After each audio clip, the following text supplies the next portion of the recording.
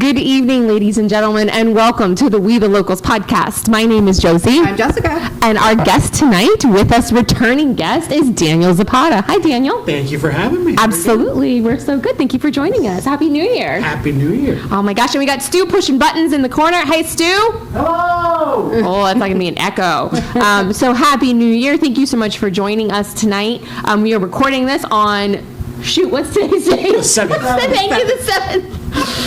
Oh, the last 3 days have kind of mushed together in my brain. I'm not sure where we're at. Yeah, back to Took us school. all by surprise. Yeah, it was like diving in the deep end, like with no plans. Yeah, so today is Wednesday, the 7th. We are recording, and this episode should be dropping on the 8th.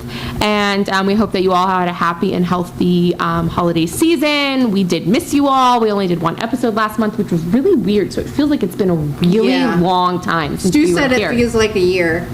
Well, it was last year. She did not accept that. So I can say it. I'm going to say it. It was last year, Jessica. I know. It was rough. It was a long time ago. A long time ago. So, And I had such high hopes for myself from that episode to this one of how many things that I was going to do and have accomplished. I didn't do very many of those things. yeah, I know the feeling. Yeah, I do. No, it was nuts. I got a new nephew. Congratulations. Thank you. My sister-in-law had a baby, so on top of all the things, we were in Jacksonville for 3 days at the end of the year. Yeah, it was fun. It's just a crazy season though, between the Nutcracker and all the things. It was nuts. Yeah, it was babies. He's so cute, a little baby boy. So they have 2 girls and a boy now. So yeah, this was a busy time. All of a sudden, I was like, bam, here we are.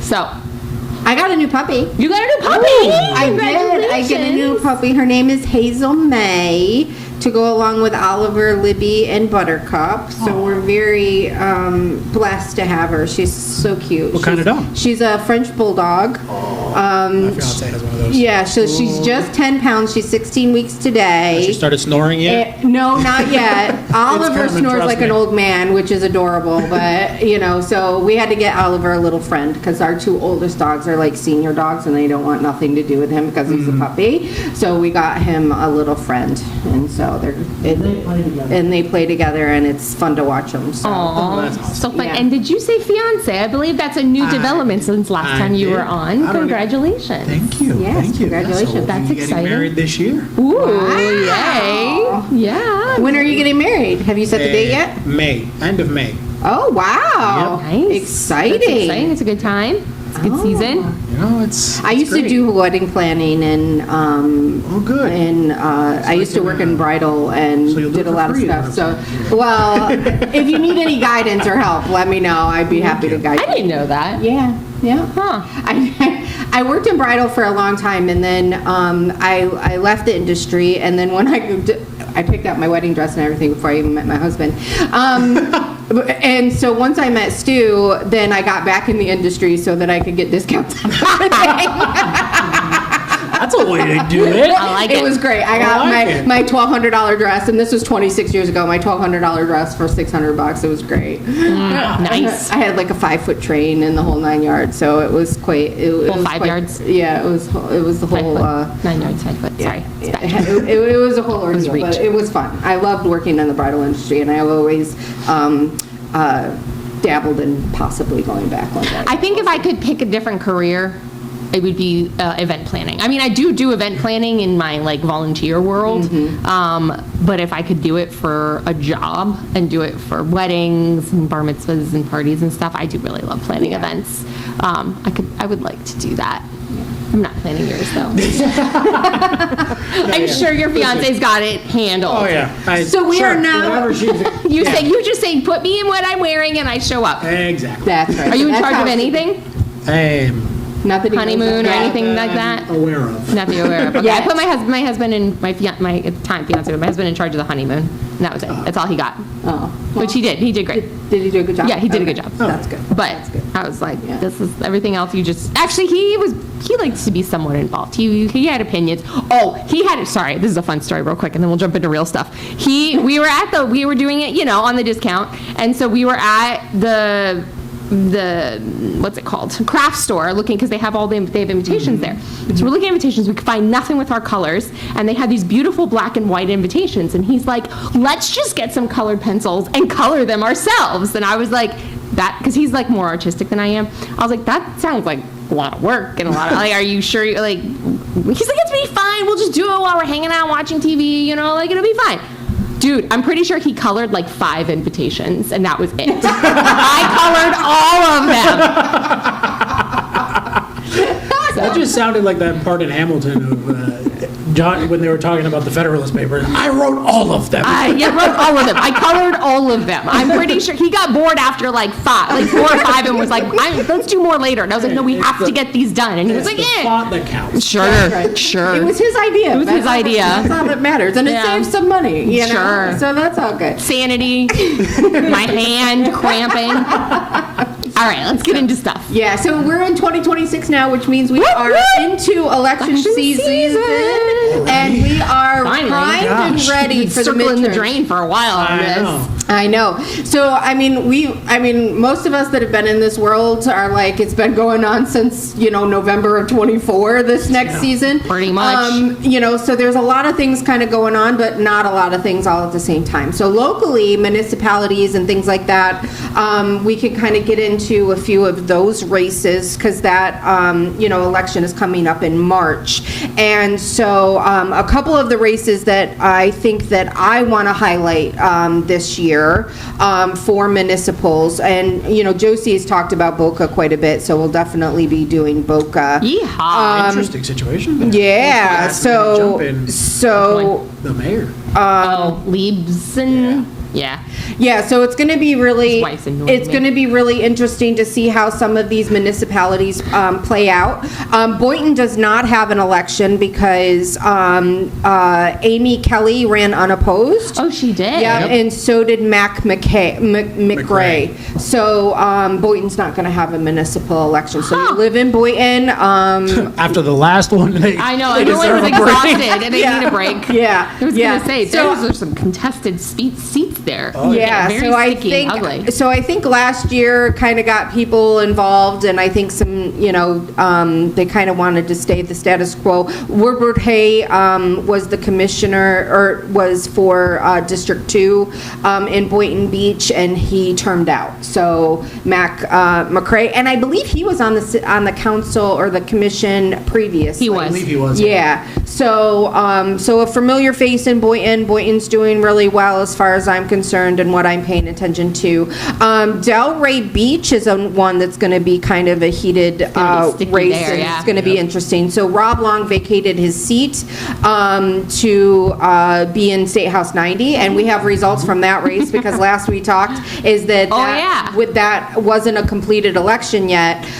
Spoiler alert, Rob Long won. Yeah. Wow. So Shocker. So shocker, if you watched our previous episode, I think I said very clear that Rob Long was projected to win that race, and sure enough he did. And by quite a bit. I can't remember the Was exact. it the same margin as the Oh, God, last no. Democrat one? No, it was it was a- like 30 points. It was a big gap. Wow. It was huge. Yeah, it was nowhere near what Costello beat Reichert with. Yeah, Yeah. that was about a 20-point spread, I think. I thought it was only like I thought it was 12. like 10 or something like that. No, it was like 60 to 40. No, I don't No, I think Yeah, it I'm was pretty sure it was. 45 to 55, I think is what I But I had. know why she lost them. So, Stu is keeping the secrets as to why Stu has it. is She that didn't guy. get the Trump endorsement. She didn't get the Trump endorsement, true. which we will talk about later. Trump's been typing away Yep, for he's his been getting endorsement. involved. yeah. Anyway, we'll look at to see what that race was. So State House 90 is Rob Long is in that seat. He was a city commissioner for Delray Beach, so he vacated that seat. So that leaves it an open seat, and so we have. We have Andrea Kaiser running, Judy Malika, and Dolores Rangel. It was a 13-point spread. I was wrong.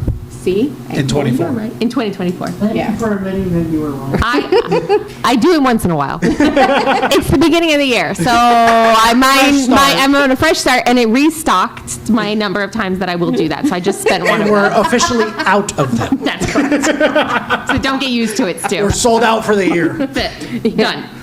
Tapping. Okay, sorry. And go ahead. Angela Burns is running unopposed, so everybody is running in for the open seat. So Which is a 4-person race, right? I have 3 Wait, here. they have 3 Is there people 4? running for one race and nobody running against. Yeah, and despite our best efforts on the Republican side, because as you, I think I've mentioned a few times, I'm on the candidate recruitment committee for Palm Beach County. Daniel is too, actually. Am I? Yeah. She suckered you into that one. Sorry, did you not She tried want to get people me know? on. No, I didn't. No, there was an official Well, committee. you help. We tried to get a couple people to run against Angela, but they were more interested in the open seat. So, and then a couple people that were going to be in dropped out and they didn't qualify. So, this is kind of how the chessboard Listen, has landed. I will So, give those people credit that wanted to run for an open seat, because having run against an incumbent and the sideways looks when you get it, when you do it, it discourages people. Oh yeah, Yeah. I have done it. Why are you running against her? Yeah. Why are Yeah. you doing that? yeah. Because no one deserves to run unopposed. That's right. So as I mentioned, it's Andrea Kaiser, who's the Republican. You have Judy Malika, who's a Democrat, and Dolores Rangel, who's also a Democrat. Interesting. So pay attention to that race. Split vote? Delray is going to Yeah. be very interesting because how this turns out is also going to show us probably who may show up for District 90 come this year. So whoever loses in Delray.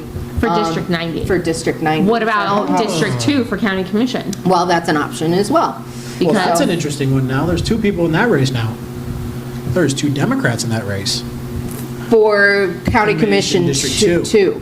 Yes. So, who's the other one? I forget her name. She just filed a couple days ago. You have Erica Whitfield. Erica Whitfield, who's probably the favorite to win it. Right. she And, had the most name recognition probably. I- Right. can't She was a remember- she's Yep. a current school board member for those that don't know. and I can't remember her name, but if it's the person I'm thinking, she is a town council member in the town of Haverhill.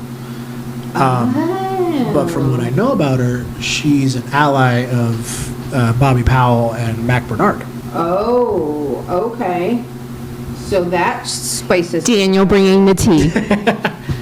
You can always count on that. Yes. Yeah. Yeah, I'm just looking right here. I'm looking over your shoulder. I know. If it's the person I'm thinking. Oh, Teresa- Teresa Johnson. Yes, that's her name, Teresa Johnson. Oh, Wow, so Erica Whitfield is $56,000. Yeah, so- Jeez Louise. Much So more you're in saying her this coffers. Teresa, Oh. this Teresa is more of a Flores Powell candidate than So I'm Erica not- Whitfield? At the same time, I'm not sure because Whitfield is being run by Cornerstone, Right, which is Mac Bernard. right. So I don't know if she's what's going on. And again, it could be that I'm wrong on who this is, but there is a town council member. How many in the wrongs town- do you get for the year? You know, the admitted is the different one. But there is a town council member in the town of Haverhill with that same name, and it falls in the district. Right, so, and it does show that her address is Haverhill, so. So I So could you're be probably- right. It could be right. Could be right, ladies and Could be gentlemen. right. So, I guess we'll have to wait at least a quarter to see if she's any kind of a threat. yeah, so that's going to be very interesting. Oh yeah. Wait. Has a Republican filed in No. clerk and comptroller? Yes. Look, Yes, look. it's the same Oh, guy. yes, Samuel Thompson, Yeah, who he ran ran- against Abruzzo. Yeah, he was. That we didn't know anything about or heard of or anything. And he never until- showed up to anything and never Until did after anything? the race. Did we meet him ever? After the race. Where was he you met during the him? entire race? He came to a meeting or an event or something after the race. I can't remember exactly. You were like, oh. Yeah, I was like, oh, that's who But for a guy that didn't show up to anything, he got decent numbers. Well, it's 'Cause he was ran as a Republican. Yeah, it was the down ticket, but still, Yeah. a ghost candidate, Ugh. and that can go to show the way Palm Beach County is changing. Yes. That a Yeah. ghost exactly. candidate. Can That's pull That's in. why I wanted to make sure that we had someone in Skidmore's seat, and we didn't. because it skews our numbers because we didn't have a Republican running against her. Because the more and more we look at it west, the west part of our county is turning more and more red. So when you have Skidmore's seat, because you have Boca, Delray, and It's unincorporated completely. Yeah, It's I like don't know that if I think it County touches Commission the District 5. south end It's of Sax's Boynton. district. Do you guys think that Skidmore is going to run for Sax's seat?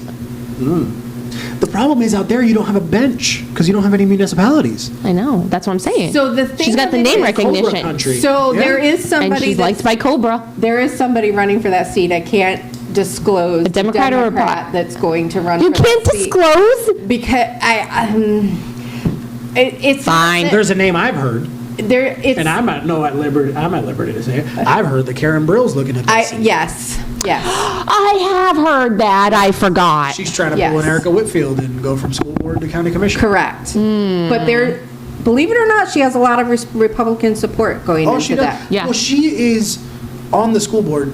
Anyone you ask that knows anything about the school board will tell you that she is one of the only ones that actually does anything. Yeah. Between her and Marsha Andrews, and now with Matt Lane and Gloria Gloria. Branch, I haven't heard much about them, but historically, because Right. all these people have been there for 20 years Yeah. in those seats, everyone that knows anything about the school board knows Karen Brill and Marsha Andrews and how much they actually get done. Interesting. Hold on one second. I have to text somebody very quickly that is She's blowing flexing. up my phone.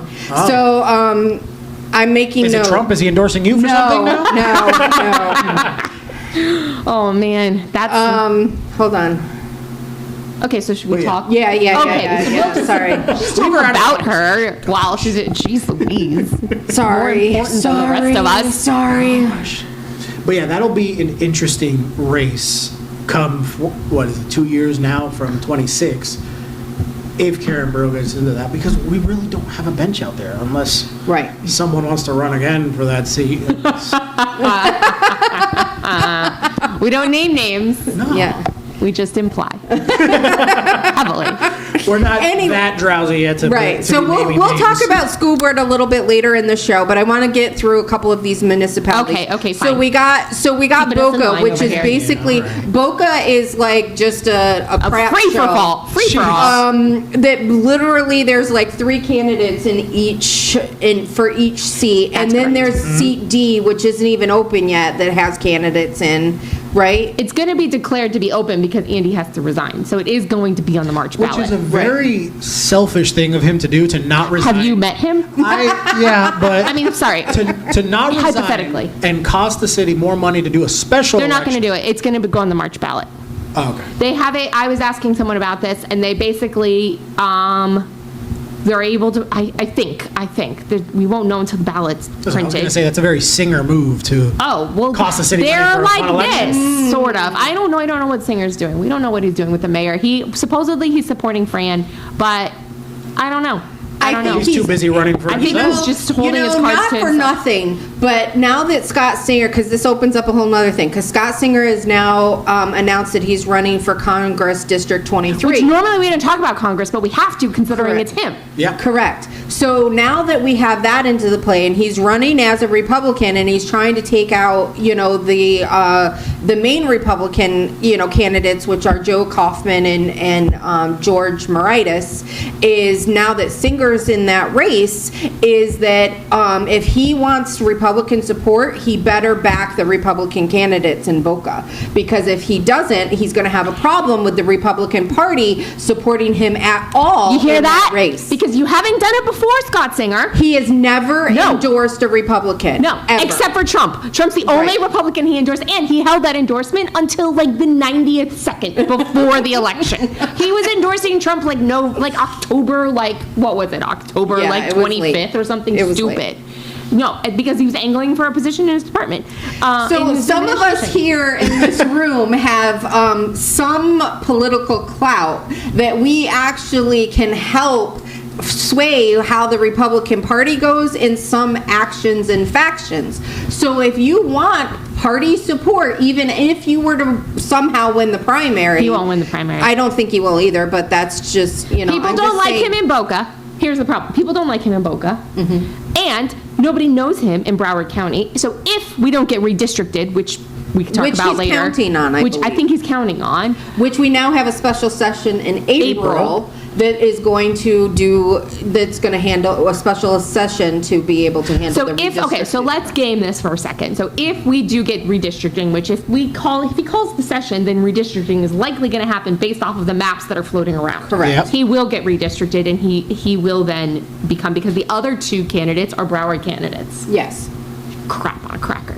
So are they, I've seen some of the maps, but I haven't seen all of them. Are they moving that district back up into Palm Beach County? Yeah. Yeah.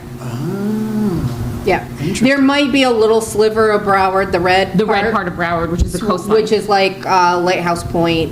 And they are, from what I've seen, they're planning to come after Frankel too in that Correct. Yeah. redistricting. That's going to move her up north, and it's going to make the more of the northern county that's Republican more into that district. So it would make it. I mean, So I taken think. from Mass district. Yeah. So let me see. I had the map pulled up before. I have the map, but let me see where it leans currently, because I just printed all of this It's, stuff out. I think currently it's a D+6. Which one? That Lois Frankel seat. Probably. And that, The 23 the 23 is a D+2 or D+1. It's a little more than that. I don't know. Not That's- much, but it's, Yeah. you mean with the Broward factor in? Yeah. Or are you talking about Well, the no, Palm Beach County without part of the it? Palm Beach County part, it's R plus like 45. Yeah. So, but that, okay, so then what I was starting to say was that if we don't have redistricting, Scott Singer I don't think has a chance to get the nomination because it's such a Broward-heavy district. If it does get redistricted, I wonder if we're going to see other Palm Beach County Republicans jump into that 23 race. Probably. Like who? Could be anybody, because we don't know where the line will go.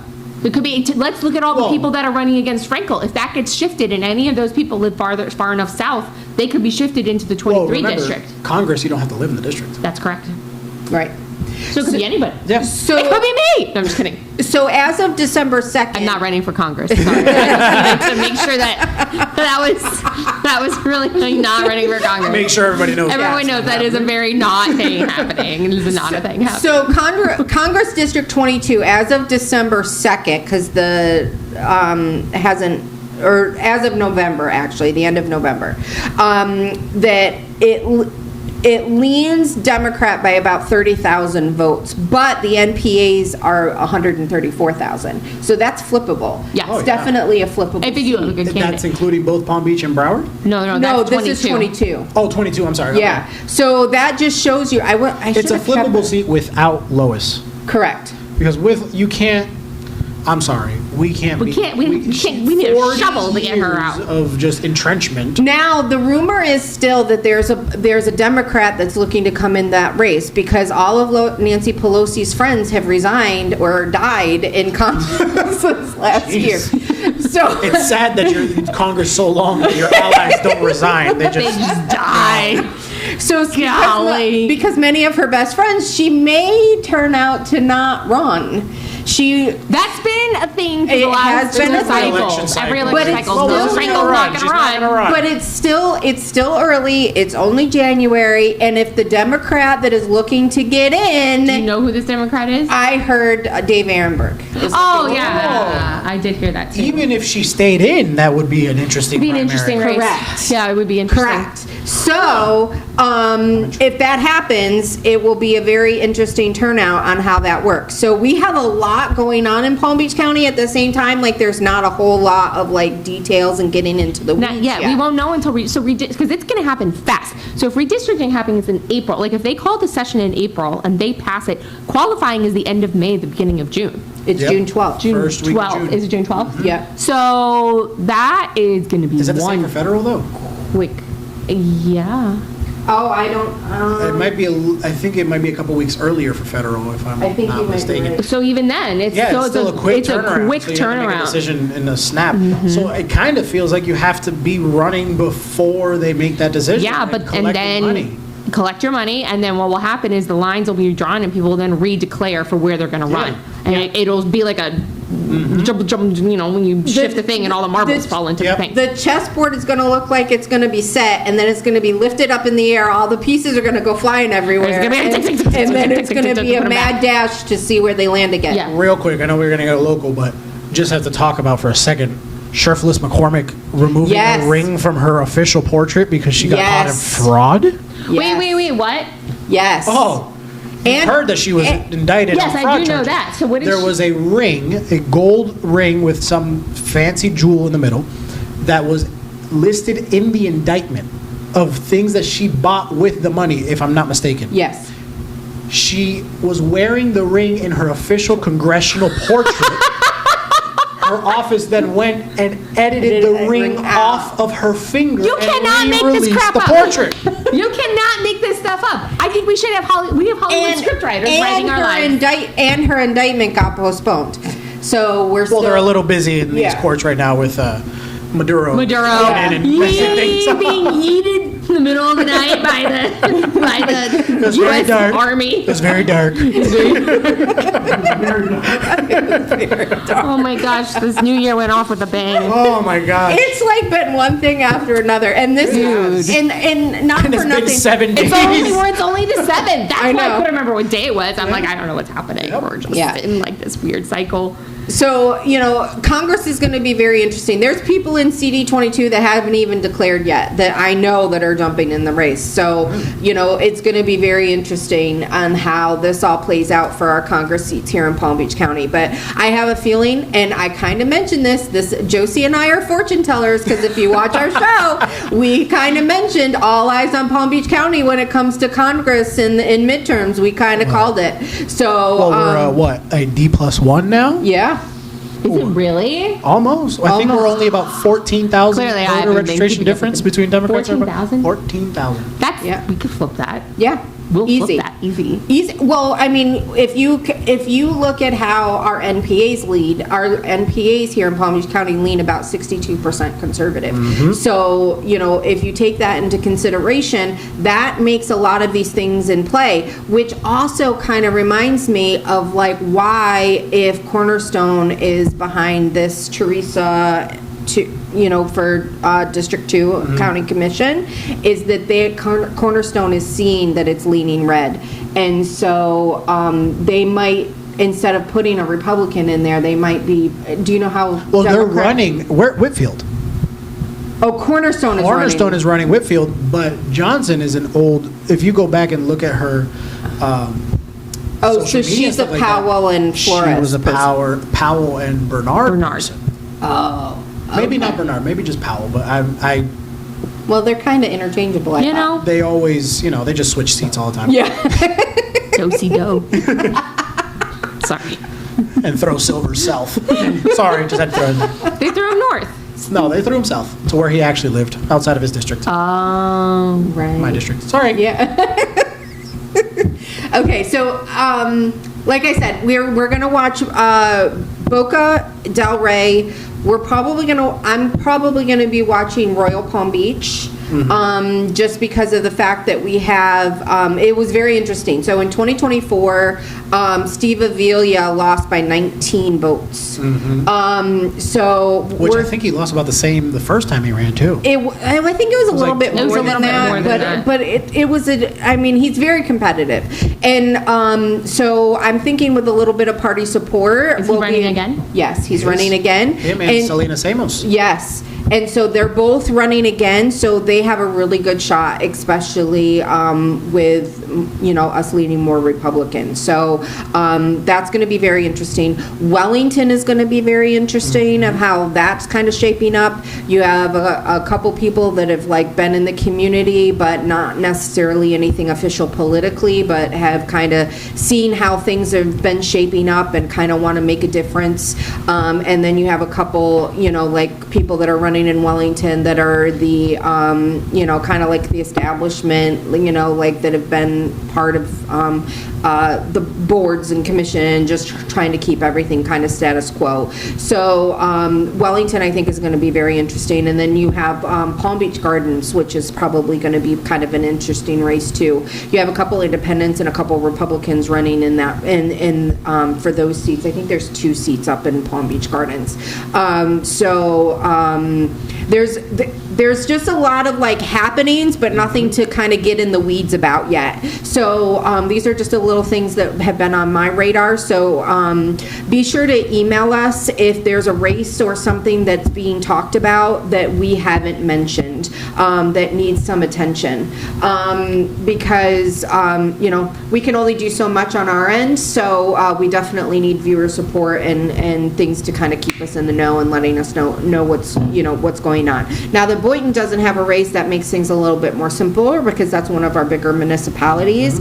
And then a lot of our municipalities too had a lot of people run in unopposed. Yeah. So a big number this time. A big yeah, People it was are quite a bit. fatigued. People are tired. Yeah, and I think in 2022 and 2024 in our municipals, we actually did pretty good. I want to say like 61%. We won our races in 2024 for Republicans.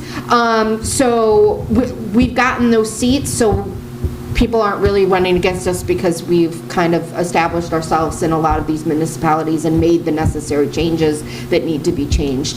And so support your Republican candidates in your municipalities, and those that are already sitting on your city councils and your city commissions, pay attention to what they're doing. Thank them for doing a good job and being good stewards of your money and all of that kind of stuff. If they are. If they are. If they're not, let us know, and we'll be happy to expose bash them. No, just kidding. Just kidding. So I kind of want to touch base a little bit on a couple quick little tidbits that's going on. City of Delray, as I mentioned, is having a candidate forum. I'll make sure that I put it on the screen, but it's hosted by the Set, and it's January 19th at 6 p.m. at St. Paul AME Church, and the address is 119 Northwest 5th Avenue in Delray. So if you're interested in learning who those candidates are that are running for that open seat, be sure to check out that candidate forum. And then we also have a candidate forum in Boca Raton that's going to be January 29th. Which is 6 p.m. and that's at the 6500 building on Congress Avenue. So Boca Raton City Council is a candidate forum January 29th at 6 p.m. 6500 building on Congress Avenue, and then City of Delray is having a candidate forum on January 19th at 6 p.m. 119 Northwest 5th Avenue in Delray. So the season. yes, so be sure to go to your candidate forums locally wherever you are in the municipalities that you're running. This is a great way to get yourself educated and vet your candidates, and a lot of times you can ask them questions before or after or even during the forum. Sometimes they allow audience questions. Please, if you do that, do not go on a soapbox and say a question that takes 2 minutes long. Kind of think about what your question is, what you want to ask them, be very precise, very direct, and make sure that it's a question that all the candidates should be able to answer. The more direct you are with your question, the more direct they have to be with their answer. Correct, yes. And if they aren't direct with their answer, then you have something to go on. If you ask a question that has like 8 layers to it, they can pick one of those layers and just hone in on it, the easiest layer, and they won't answer your question. So hone your question, have it ready to go, and then you can hold and say, you haven't answered my question. This is my question. Boom. Yeah. No, 100%. No, great advice. So how do I know that? Because I've trained candidates to find the Find that layer. Find the layer and turn the question if you don't know the answer. Sorry, a little inside baseball there. So this is how you get to vet candidates. This is how you get to understand how knowledgeable they are about your local issues. Make sure you also talk about local issues, not national politics. Something that pertains to the job that they are auditioning for. Correct. You are the human resource director. You are in charge of hiring them. You want to know if they're going to be the best person for the job. And So pay that's the attention to big those thing. that just spin around the question and don't go at it, and just give you their same talking points over and over again. Right. Because they're the ones trying to weasel their way in. Yeah. Yeah. Exactly. Yeah. We want people who understand the issues, as we talk a lot about on this show, who understand the issues that you're facing and have ideas. They might not have all the solutions, but they say, here are some things that I've thought of. Here is how I would like to address that. And so, and be like, if they're good candidates too, they'll say, that's a great question. I actually don't know the answer to that one. I will do some research and give me your number and I will get back to you. That's an okay answer to get from them, because that means they're actually listening to you. If they give you an answer that you're like, then they're both Remember, happy. they're supposed to be working for you, not Yes. you for them. Yes. So they need to answer your questions. That's what They they're need there to know for. what your issues are so they can give you an answer so they can work for you. Right. And the big thing is property taxes. Like, make sure that in these forums, if they're not asked directly, ask them privately, before or after, how if property taxes go away in the municipality that they're running for, or the county, what are they planning on, what is their solution to make up that shortfall? What are they looking at? Find out if they're educated in that. Because what's going to happen is when something comes down from the state or it ends up being on the ballot that we're going to do away with property tax, after all of this, we know something's going to happen. We just don't know what, and we Right. don't know to what extent. I know DeSantis came out and he said he wants something, it looks like something's going to go on the ballot to remove property taxes in full from everything. So I don't know if that include special districts or... But keep in mind that everything that they're going to put on the ballot is not amendments. These are just questions Correct. that they really don't have to act on afterwards. So The they're not legislature putting them did- on as amendments, they're No. putting them on as questions? It is a question. So from what I've seen so far, they are questions that are not, it's kind of like the medical marijuana that passed a couple years ago that wasn't an amendment, Right. but it passed, and then the legislature did nothing with it. So some it. of them are. What ends up actually coming out of it could be different, could be an amendment. But a lot of them are just proposals that then the legislature can just sit on. Interesting. I did So not is that know how this. DeSantis is going to go out? That, hey, I gave it to you, Maybe and then passing the hot now potato to whoever's the next governor. That's interesting. So, which the governor's race is, a crap show Shite too. show. There's like 30. Is it really a race? Well, no. Well, no.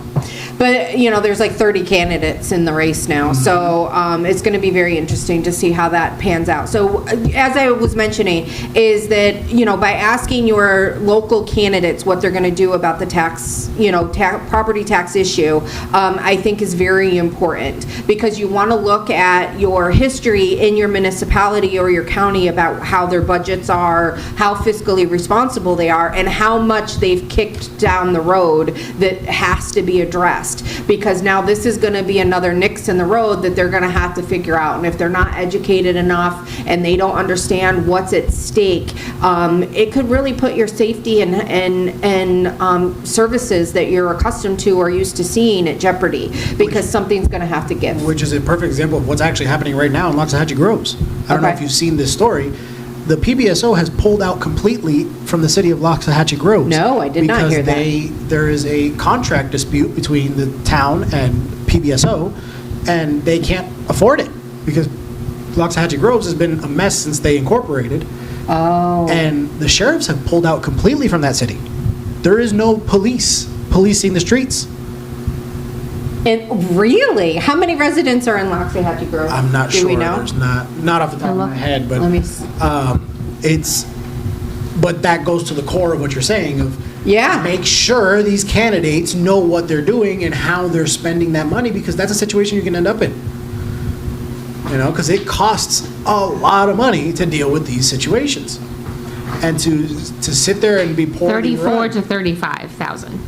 34 to 3,500, I'm sorry. It's 3,000 not a huge area, but it is. Well, in April, Loxahatchee Groves was 2,000 voters. Oh, voters. Yeah. So Yeah. people. So that sounds So, about right. yeah. So it's not a huge Yeah. area, but that's still a couple thousand people that aren't being protected by the sheriff or any police department right now. Yeah. Oh my God, that's scary. That's very scary. Wait, so I zoned out for a second. You're talking about property taxes go away, we won't be able to pay for police departments? No, Well, I'm if they're talking not about the fiscally- candidates. yeah, if they're not fiscally responsible and they don't know what they're doing and they Yep. just talk pretty to you. Yep. And then they end up in office and this is what happens. And I want to say something too. Just because someone claims to be a businessman or businesswoman does not make them a great politician No. or a great I've seen person. some terrible business people. Great person. And I've been seeing that a lot lately in a Yep. lot of candidates is I'm a businessman, I'm not a politician. Well, they wanna follow Therefore, Trump. I will be able to take care of fiscally and that I've balanced budgets, I've done all of these things. And I'm like, yeah, but you don't understand any of the issues that the people are dealing with. Like, you have a very limited scope of understanding of your role that you're auditioning for, and it doesn't mean that they can't be. I just want to caution people who are like, they're not a politician, they're a businessman, and they're great. And that was a big problem when the current mayor of West Palm ran the first time. They came after him because he had 2 bankruptcies. And he tried to spin it as to, well, that was my past and this is what and now what do you My dude, you're not good with money. Right? Don't take our money. He was elected mayor. Talking to He was elected mayor. And that Oh, is that better? tends to be our problem. Yeah. Is we vote the guy we like rather than the guy who will actually manage our dollars Yeah. right. Well, and this is the problem, and I actually mentioned this in a group chat or something that I think I was in, that I was like, the Republican Party, a lot of us have a tendency of voting for our friends and the people Yep. we like, and not necessarily the person that's the best for the job. And it's a big disservice to you as an individual when you do that, because to the county as a whole, because it's not a popularity contest, even though that it is, because whoever gets the most votes wins, right? But also It's the ultimate popularity right? contest. Exactly. So it's like, but this is where we kind of screw ourselves over, because it's like we put the wrong person in the primary, or the wrong person wins the primary that can't win in the general. Yep. And that's not personal. It's just politics. You may mean well. You may, there's a lot of our Republican candidates that are nice people, that they mean well, but there's just no way that they can win in a general election. And we're not strategic enough, and a lot of our Republican voters and REC members are just so one-sided that they are like, and this is what I've noticed, is that if a candidate comes up to some of our REC members, and I'm just going to call them out, but I'm not going to call them out in person, by person, is that, a candidate will come up and go, oh, thank you. Oh, you're so great. Next thing you know, that REC member's like, that's my candidate. They're the best candidate. And they never vetted them. They never asked them questions. The candidate just paid them a little bit of attention. Yep. And that's all it takes. And I've seen this. I saw this in 22. I saw this in 24. And I'm seeing it now. And it's like, I can tell when people have not vetted their candidates. But it's a sad state of our politics that someone getting half a second of attention from someone running for office completely shifts, because we've had people in office for, going back to Nancy Pelosi, for 40 years who don't care. 60. Nope. Who don't care about the people they're representing. Yeah. So when someone does come and say something to you and actually compliments you, it's influential. Yeah. Yeah. Right? So Good point. And it's because we keep electing these people that don't. So then Gay when and someone retarded man. does, Sorry. Yeah, and as a party, it's like, I really want to see us get involved in more candidates forums and debates and things like that, because we need to be a little bit more forceful in putting our candidates out there. Yeah. I was talking with someone yesterday that was like, oh, well, I don't know if we want to put our candidates, in such a forum against Democrats and so on and so forth. And I'm like, then they're not good for the job. we need to stop hiding. Yeah, exactly. I don't know why we're so afraid. Dude, if anything trickles down from what just happened in the Republican Party in the last week, where we had our president with brass cojones do something insane, now is the time for let's go. Yeah. Like, let's freaking go. Even- Why are we always so... Even They before might that, hurt our feelings. yeah, even before that, where was Trump on just Fox News? No! Trump went on any camera he could stand in front of and asked for a Not vote. always a good thing. Not always a good thing, but you know what? he subscribes heavily to any news, any publicity is good publicity. He does. And he won. So why are we hiding in the bunker? I don't We know. have Exactly. the answers. We have good answers. We We're- have the winning policies. We have the winning platforms. Exactly. We have the winning understanding of what's going on in the world. We just need our candidates to take that step Our forward. problem is we're and do it. scared of being called mean. We're scared Which of is being crazy called because we've been called heartless. names. We've been called names for the last 10 years. Like, why are we scared of being called 10 names? years. For forever. Well, I mean, specifically being called Oh, the racist, yeah. misogynist, neo-Nazi, da-da-da-da-da-da, although now there are real Nazis really popping up in the Republican Party, so I don't know. Apparently they've been called it for so long it became into existence. But that's another problem. They think they have a home in the They Republican think they're, Party. no, That's the thing. I think some of them have converted. I think Yeah. they've been called Nazis for so long. They're like, hey, you know what? Let's go. Anyway. Well, the thing of it is we have to be more bold because we have so many NPAs, especially in Palm Beach County. If we're not saying these are our Republican candidates, this is what we represent, and you have to let them know. The biggest complaint that we've heard since 2020, right, is that nobody tells us anything. We don't know anything. So it's like we're here, share the show, we're telling you things. But you know what that is the fact that even when it comes to smaller Republican candidates, they can't get the money to get the message No. out because the traditional Republican donors only want to donate to Donald Trump or Yeah. to top ticket Or to races. congressional candidates. And they say to hell with everything down the ballot when in reality, down the ballot is what saves the top. correct. Flip it. We got to flip the ballot, which we talk about all the time, which Yeah. is why were we the locals. So what are the local issues are we fighting, Jessica? Sorry, we've done No, that no, a we're- couple times already. Listen, let's go. So municipalities seem to be a little quiet. I don't really see a whole lot of things going on. Boynton Beach actually is working on a charter amendment to change it's an ordinance actually for a 2-year minimum requirement to be on the commission. So it was 1 year. They To want to live change in the city? Yeah, you have to live in the city for Really? 2 years, and that the age is 25. So it passed. It passed on Who are the they coming dais. after? Who's Yeah. pushing that one? Yeah. I wonder. But I'm like, well, that counts me out because I've only lived in Boynton for, will be a year in July. So, well, nope, next qualifying, I wouldn't make it. But, Are you thinking of running? No, I'm Are you just breaking news right now? Hold on. No. Even I was a little shocked here. I was like, I wait. was This just is like, something. it's I'm not been a running for year. Congress. She's Yeah, not running I'm for not commission. running. No, I'm not. I just thought that was interesting because in Boynton in 2024, there was a candidate that lived with his parents that didn't actually live in the district and wasn't even 25, I don't think. So I think that's why that stemmed from there. So so something to keep an eye on. There will probably be a ballot question or amendment on your Boynton ballot. This is a fun, if you ever have time to do like research on things, but if you look at your city or you look at your area and you look at weird laws or weird rules or things like that seem like, why 25? Why not 21? Why not 30? Like, why 25? There's probably a reason. And I'm sure there are funny stories to a lot of the reasons that there are rules. It's like when you go somewhere and you see a sign, no doing something that's clearly very obvious, but you're like, Someone what? did it. Someone did it. Tell me the What story. happened? I need to know. I feel like there should be like a book of those things. So if anyone has any time to put that together, let me know. I'd love to Right. read it. Right? Stupid laws in effect. Yes, stupid laws and why they became In went into effect. Last I knew in Michigan, it was against the law to swear at a woman or a child to use profanity. Oh. It was against the law In Michigan. in Michigan. Someone Which should tell Whitmer. I thought they created the Yeah. bad language, but Anyway, interesting. So Palm Beach County, I want to talk about a little things going on at the Yes. county level.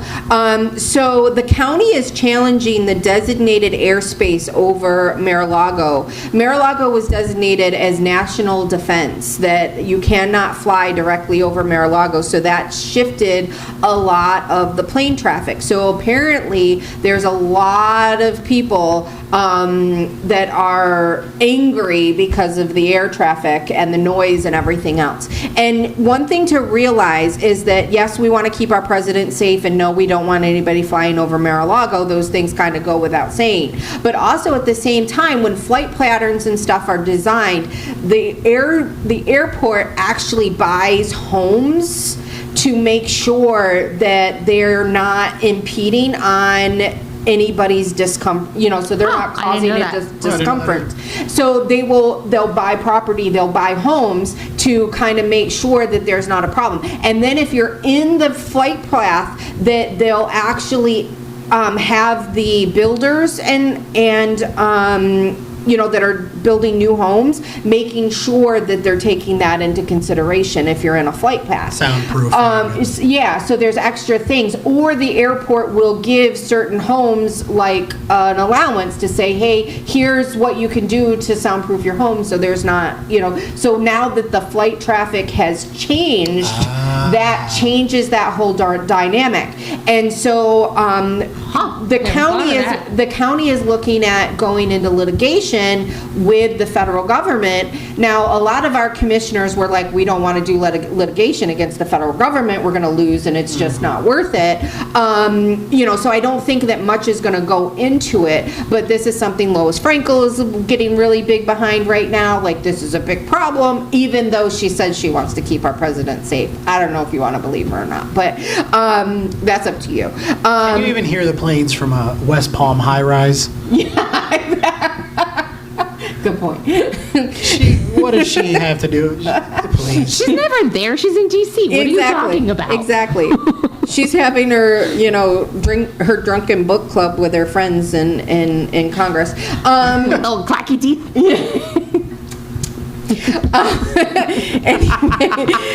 So that's something to keep an eye on, because this is something that I think is going to become heavily involved in the county commission 2 race. I think this might be surrounds that That area. might be a big, component of that, of how these candidates go out to try to get those votes. But in reality, the county was going to have to deal with this. They've been trying to Correct. expand that airport for so long. They were going to have to Correct. deal with something like this eventually. Correct. So trying to scapegoat it on the president now and saying, oh, well, Which he made I us. think is why several of our county commissioners were like, well, we're not interested in litigation with the federal government. We're just going to kind of have to figure it out. But the thing of it is that we had to give a response to the federal government by, I think it was this Friday or last Friday, I can't remember which one it was, to be able to, say, hey, we want this re-looked at and we want this reevaluated.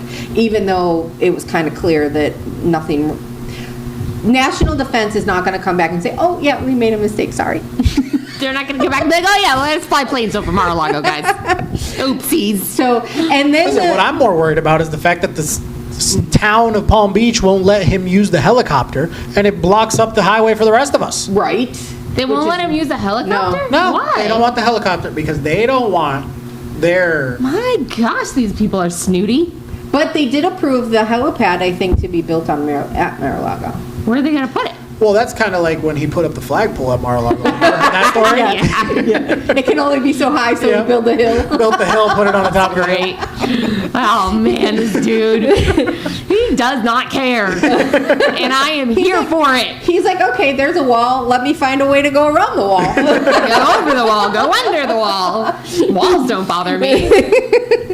Yeah. So, so I just thought that was interesting. So I think this is going to play an issue in some of our local municipalities in the county races. Interesting. So, something. Well, especially because that something district even has the Lantana Airport in it. And that's always been that's an an issue. issue Yes. constantly ongoing since I was a child, Oh, forever yeah. and always. And that was That's an where all issue the that I drugs was come hearing in. when I was running for a state house was Yeah. all the sound pollution from there too. Yeah, that's where all the drugs come in, is Lantana Airport. I heard. Probably. Isn't that where the 9/11 bombers trained or something like that? No, they drink No, Fort it Lauderdale. wasn't. It wasn't Lantana. It was Pompano. Oh, Pompano. Yeah, Hollywood. Fort Lauderdale. Hollywood. Or the Yeah. Below the border. Tri-County. South of the border. Oh my goodness. Just on that now, on that aspect is that Tucker Carlson did a 9/11 No, sorry. did a 9/11 docu-series. It was like 4 or 5 episodes From about Qatar? about 9/11. So Did he interview people who were involved in Qatar? no. The people who funded it? I'm talking about 9/11. Sorry. Anyway, Oh, they were there too. I'm just talking about the documentary about 9/11, which was You very. opened the door. We just walked. Through I know, Jessica, and I knew the minute I said it that I was like, ooh. I mean, his name Anyway. is Carlson. Anyway, Try to finish the sentence, Jessica. It's okay. We'll let you go. You watch it and you saw how like the CIA actually did the passports for the 9/11 hijackers and how the CIA was involved, and it was just a very interesting, eye-opening experience. And I did not realize that they were so close here in Florida. I kind of heard about it, but but they were actually residents, you know, so had driver's licenses. They flew in and out of the Boca Airport. Yep.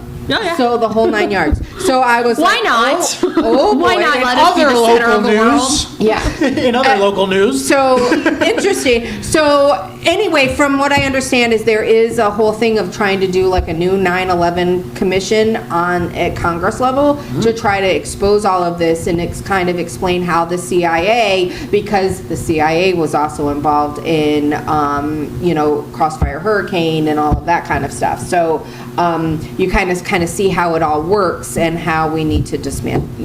We just need to look at those things. So We're all over the place right now. we are. We just went from Scott Singer to 9/11. CIA Yeah. involvement. Tarleton. Well, you mentioned the Lantana Airport, and so, I just... Rabbit trail. Right, so Boom. this is where you Sorry, go. also, we go can we every- just say, speaking of, I don't know why this popped into my head, but can we just talk about for a hot second how excited I am about Dan Bongino coming back? I know, me I too. cannot wait. Well, did you see he's in Cutesy time is he's in over. Cutesy time is over. Let's freaking go. Did you see he's in an X fight with Matt Yes. Gaetz right now? Yes, and I'm still here for it. And I keep saying that because it's like I feel like that's my phrase right now is I'm here for it. Let's go. It's your phrase for the year. My phrase from the year. Wait, Forget the new me, new year, new me. It's I am here for It it. was very interesting because I was thinking the other day, I was like, it's going to be kind of, like not having Dan Bongino's voice through this midterm is going to be a little bit difficult. And so then I was like, wait a minute. He's coming back. I'm like, I'm not saying that it was planned or Trump asked him to do it or whatever, but it was like his voice coming into this midterm, I think, is going to be very influential. It was funny. I saw someone post a meme, like a gif of like someone like holding it together, like ready to explode, and he was like Dan Bongino not being able to comment Exactly. on the internet for the last 9 months of all of the shenanigans that have gone on since September, since Charlie Kirk 100%. died, and like him just. I have to go back. I have to go back. I have to go back. The internet is winning this week with political memes. The memes. The Rubio memes going around right now. Did you see the one where they call him I'm sorry. Vesuvius, President of Venezuela, Marco Rubio. I'm sorry. Marcus Rubius Vesuvius, and then he has all these Roman names, and he's like wearing the Roman, oh my gosh, yeah, he's the- which is extra funny because we're studying ancient Rome right now. Literally, we learned about togas yesterday. I think the best one is the picture of him on the couch when Zelensky's in the Oval Office like this. And at the top it says, when you find out you're the new president of Venezuela, governor of Cuba, and Shah of Iran. Yes, because Iran. Iran's on the Let's verge of... Yeah. go. Let's go. Yeah. I I'm love here how- for it. I love how he said Cuba should be scared. Cuba should be. just 3 times he said it. Yeah. It's okay. He's been waiting for this his whole life. Exactly. I'm telling you, this has unleashed a new level of Republican, an American power in people's minds. Like, we can be the strong person. We are the superpower. Let's go. It only took us 40 years since Reagan to remember peace Reagan. through strength. Yeah. But, Right, but exactly. it'll be great to see the Cuban American Secretary of State take down the Cuban sons dictator. in Cuba. Yeah. I'm here Sorry, for it's that. personal for me too. No, Listen, I I get grew up it. in South Florida. It's personal. It's personal. Let's go. It's right there. We can see it. Well, See Cuba. sure. I mean, Is that like you can Is see that like Russia? when? Yeah, when Yes. Sarah Palin said she could see She Russia from didn't her say backyard. that. Well, she didn't say that. No. The comedian from Saturday Night Live said it as Sarah Palin said it. For the That record. Sarah Palin said it. Then Sarah- It's pretty close. It's only this we far. can see Cuba. It's right there. Yeah, you're right. It's very close. It's very close. So last thing I have really good eyes. last thing of county business that I just kind of want to mention is Project Tango. I don't know if have you guys heard of Project Tango? No. No. Is that the one that took down Maduro? It is a massive It is a massive AI data center. Oh, I have heard of about this. See? I've heard about it. It's I don't know called much- yeah. it's Project Tango. It's approximately 3.7 miles west of Seminole Pratt Whitney Road on the north side of Southern Boulevard. So zoning approved it on December 4th. County Commission voted to postpone it to April, December 10th. After a bunch of protests, no? Correct. Yeah. So there are a bunch of people up in arms about this. This is like a 2 million square feet warehouse. Holy cow. But also this land can't be used for anything else. Why not? Because it's not. It's something with the way that the soil is, or something that it can't be. It can't be farmed. It can't be anything. It can't be Can't developed. residential? It can't be I don't know. residential? I don't know that, but I know that it can't be used for AG, and that was because of something to do with Okay, the soil. chemical in the soil. Yeah, so I don't Well, know because the if then details. it can't be used for residential because you can't walk. Yeah, true. Yeah. So, but the thing of it is that this data center, the electricity and the water that it uses, is what's That's a gotten. huge This is a problem, the huge water. nonpartisan issue too. Oh, yeah. So this is, you have, the conservative aspects of it. You have, the environmental aspects of it. So this is something I think that's going to be very important for people to pay attention to. And if anybody really paid attention, I think I mentioned this on an episode about how FPL was allowed to be able to increase their rates over the years, over like 5-year period that they're allowed to increase their rates on customers. And part of that is because of things like this, is, so the residents kind of have to pay to build it, kind of, so to speak. And so this is going to put people up in arms. When And is the, this sorry, can I look at this? Yeah. When So- is the? So it's postponed for the county, so it was approved through zoning.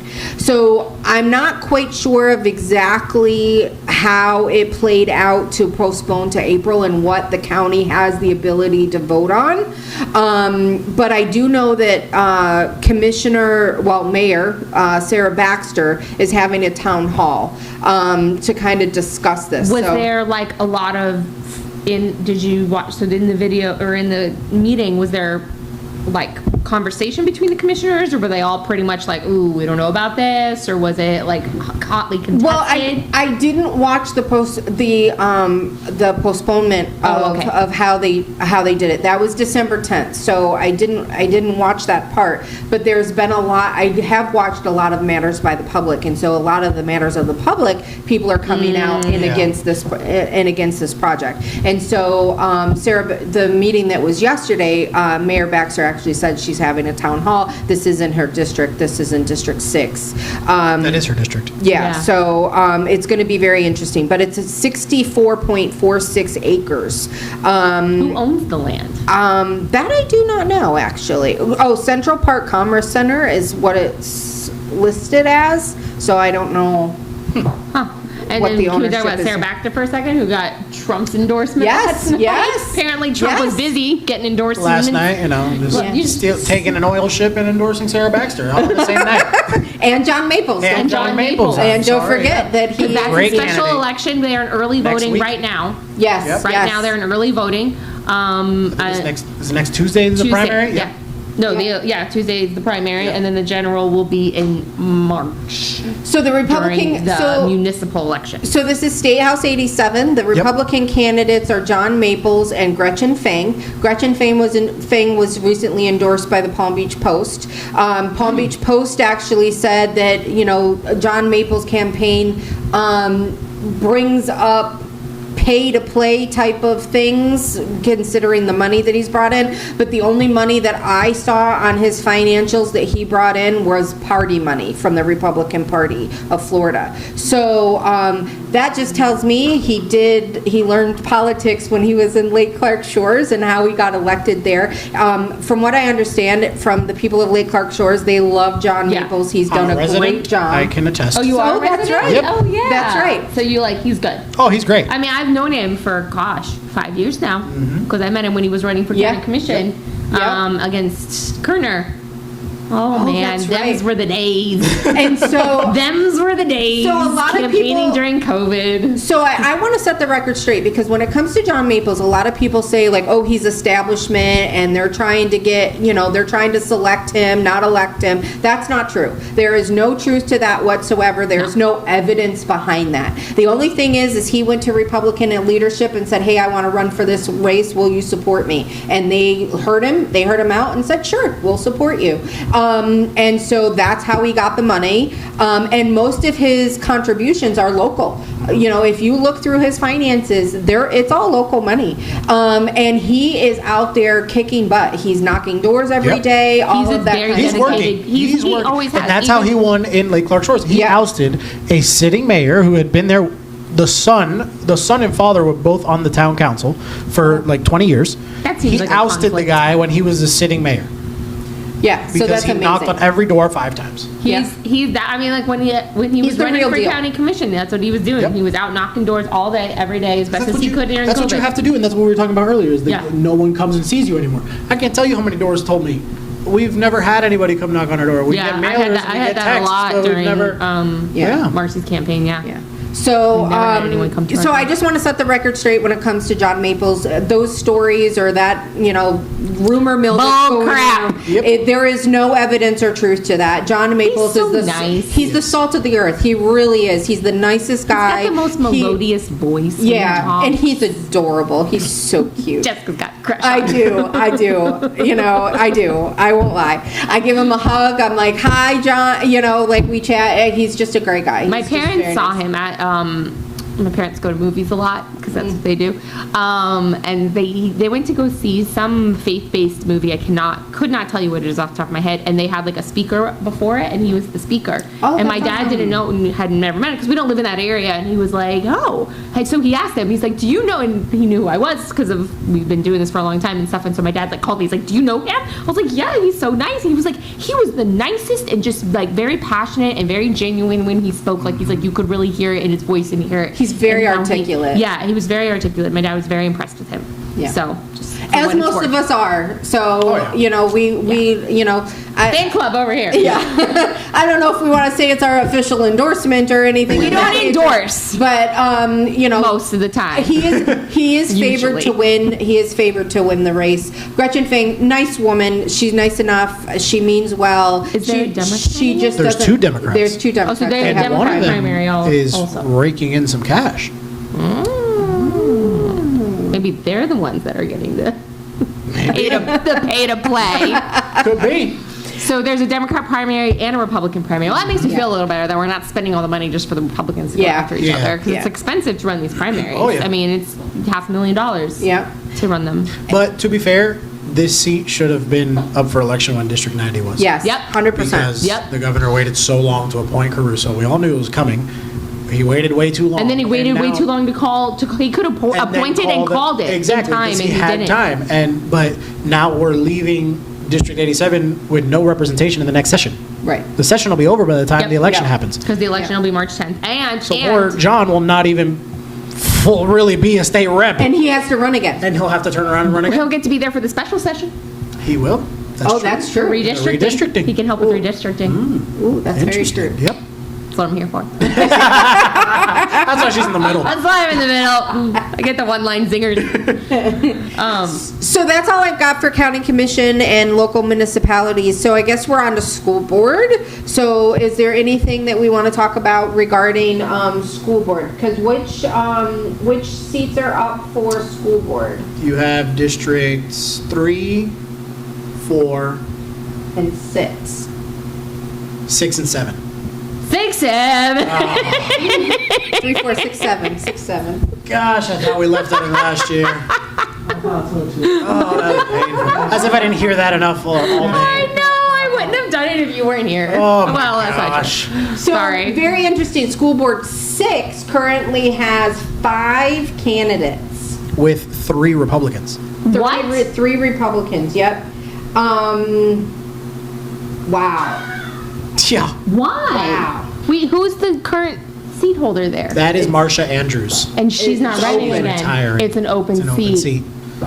Oh. Where's Yeah. 6? District 6 is out west, so it's Like west. overlaps with like Baxter's district. Sarah Baxter's district. It's out west, basically west of the Turnpike, I believe. Mm-hmm. It's like Wellington, Belglade, BFE. Harvey.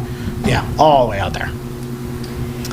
So Yeah. I was reading Blazing Golglia. He's our what's he?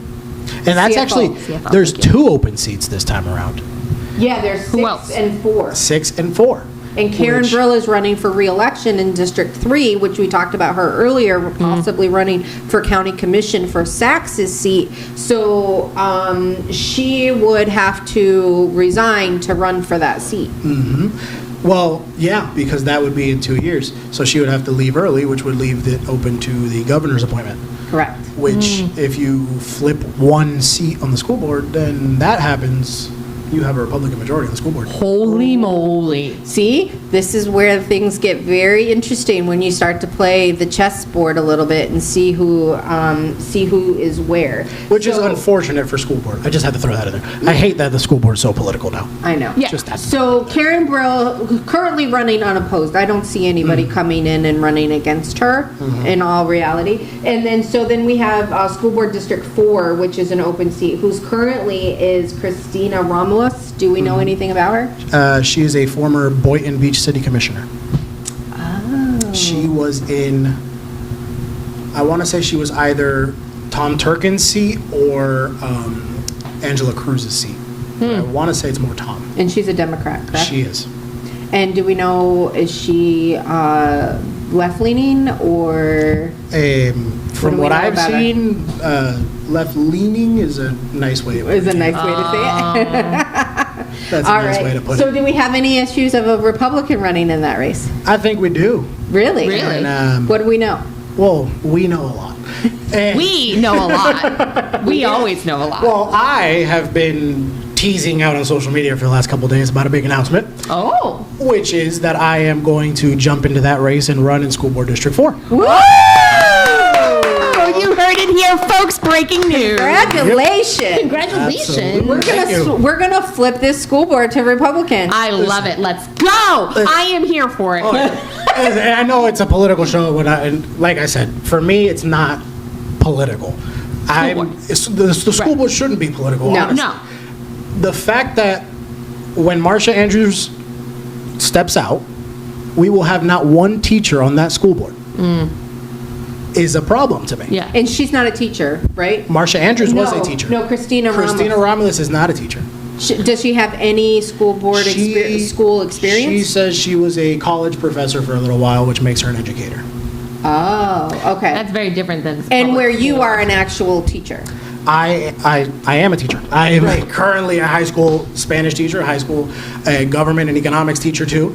And for me, it's just, you can't, when we let these people use, as we see with Erica Whitfield, potentially Karen Brill, using the school board as a launching pad for, or a next stepping stone on their resume, on their political resume, it's hurting the kids. Yeah. Yeah. I mean, if you look at it, our school board has almost a $6 billion budget, Insane. Insane. which has gone up in the last 15 years from about 15 years ago to $6 billion. And the reading and math scores have not changed. They have not changed, and like the amount, and the number of students we haven't like. It's it had Well, we increased. just lost a huge chunk this year. Yeah. Because of the fact that the legislature has put into place this school choice program, which is doing exactly what it's supposed to be doing. It's showing the community that they have a choice to make, and they're making the choice. Yeah, and they're not it's- choosing the $6 billion option. And they're not choosing our public schools, which goes to show that something isn't being done right. Right. So if you're getting almost $6 billion a year, because I think the actual number is like 5.8, 5.9. Yeah, something like that. And you're not delivering results on it Mm-hmm. when half of our kids can't read or are not reading at grade Do level. they not go to the school for kids who don't read too good? Well, you know, Sorry. I don't know. Okay, sorry. Derailed him. but half of the kids are not reading at grade level, Right. and less than half are doing math at level. What are we doing? Yeah. Yeah. And there's not like a focus on increasing that. No, rather than, and this has been a problem on both sides, rather than going and finding people who actually care to run for these offices, both parties just keep throwing up candidates that are just trying to score a political resume or flip the school board or whatever it is, Right. rather than actually going in and realizing what the school board actually is. It's not, yes, it is a political seat, but it's not, and it shouldn't. It shouldn't. Well, I mean, and I do think the residents of the state of Florida pretty much said no. It shouldn't be a partisan political Yep. state by Yeah. voting against that, which I have mixed feelings about. The only I do too. reason I wanted it was because I felt like it would actually push better candidates in because of it would force a primary process, It would and it would also push people to vote more. You would get more votes on the school board because Which August. is a good point of the fact that school board elections are in August, Yeah. August Yeah. 18th, 2026. And people don't go and vote. Independents don't know most of the time that they can go Right. vote for this. Right. If you are an independent, you can vote for me. You can get out there and vote for the school board. You can vote for the judges because Yeah. they're not supposed to be political. So I see what you guys are saying, but I kind of agree with the fact that they're on the August primary. Yeah, no, because it does separate that in layer. a high level theory, like yes, Of course. I would like to see more people voting. Oh, of course, I To agree. drive up turnout. I Yes, agree. And exactly. it is a vastly smaller number of voters than it would be in November. Right. But that for me is the biggest thing, is the fact that we can't let it be political. We have kids that are not reading or doing math at grade level. We have a budget that keeps bloating and bloating and bloating. and Where's it's the not- money going? we have people at the Taj Mahal, as they call it, the headquarters Yeah. for the school board, who are, before President Trump took office, were head of equity and inclusion and all this stuff, getting paid six-figure salaries, over $200,000 a year. To do what? Good question. Oh, Very good question. I didn't realize I was so good at questions. You're very good. And that's the problem, is that we have so much repetition when it comes to staffing. The school board is the largest employer in Palm Beach County. Yeah. It is the 10th largest school board in the country. But we have repetition of having 4 people doing the same thing where 3 aren't doing it and 1 is, and then that person gets burnt out. Right, And then we they're lose not them getting from the paid, 'cause profession. Teachers, you're bleeding Exactly. teachers. I know multiple teachers who have left the school. teaching So in the why last is our year, current please. school board not doing anything to address this? What do Listen, you think? You can go a lot of different ways with that question. Mm-hmm. And I think it boils down to the fact that we've had people there that have been comfortable for so long, because term limits are just now starting to kick in for those people, that they sat there for 15, 20 years and they said, They didn't I didn't have to have do to do anything. Right. And no one ever ran against them. If you look at Erica Whitfield, she's been there for 15 years and she's had 2 elections. Right, she's Been unopposed more than she's run. And that's a big problem, is the fact that no one was holding them accountable and nobody paid attention to the school board Yeah. until 2020 when COVID hit. 2020, yeah. Right. And we all realized, holy crap, They're a hot mess express. every school is a hot mess. Yeah. Not every school, but Right. we can't afford to allow it to keep going on unnoticed. Well, one of the things that I want to have addressed, or something that we need to discuss, is the illegals in the school system. Is because, I'm hearing a lot of things, like I get little snippets of the highlights of the school board meetings. I don't watch them because they're long, and I don't have children in the school board, so I just try to get like the Cliff Notes. But you know what you have in the school board? Tax money. That's right. Highest, 41 largest percent. Correct. largest Correct. amount. That's where 41 most of your tax bill goes. 41% of your tax bill goes to the school. Correct. And so Almost half. there's a That's big why I thing feel that not bad at all. Between taking 41 the and government 45. money to pay for my kids' education to homeschool them. in Palm Beach County, enrollment has gone way down because of the fact that they're saying that the illegal immigrant children are not going to school anymore because they're afraid that they're going to be picked up by ICE.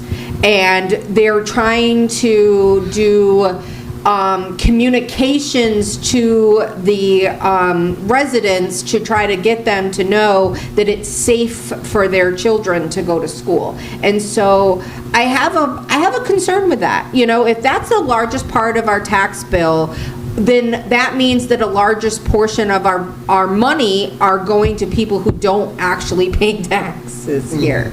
And Well, a good amount of them do, but they just, the problem is it's a two-sided thing, is we have the media that is inflating this issue and scaring the living crap out of people. right. And showing, especially Hispanic media, but the media that I grew up watching at my grandparents' house, if you ask them, the moment you step out of your house, you're gone.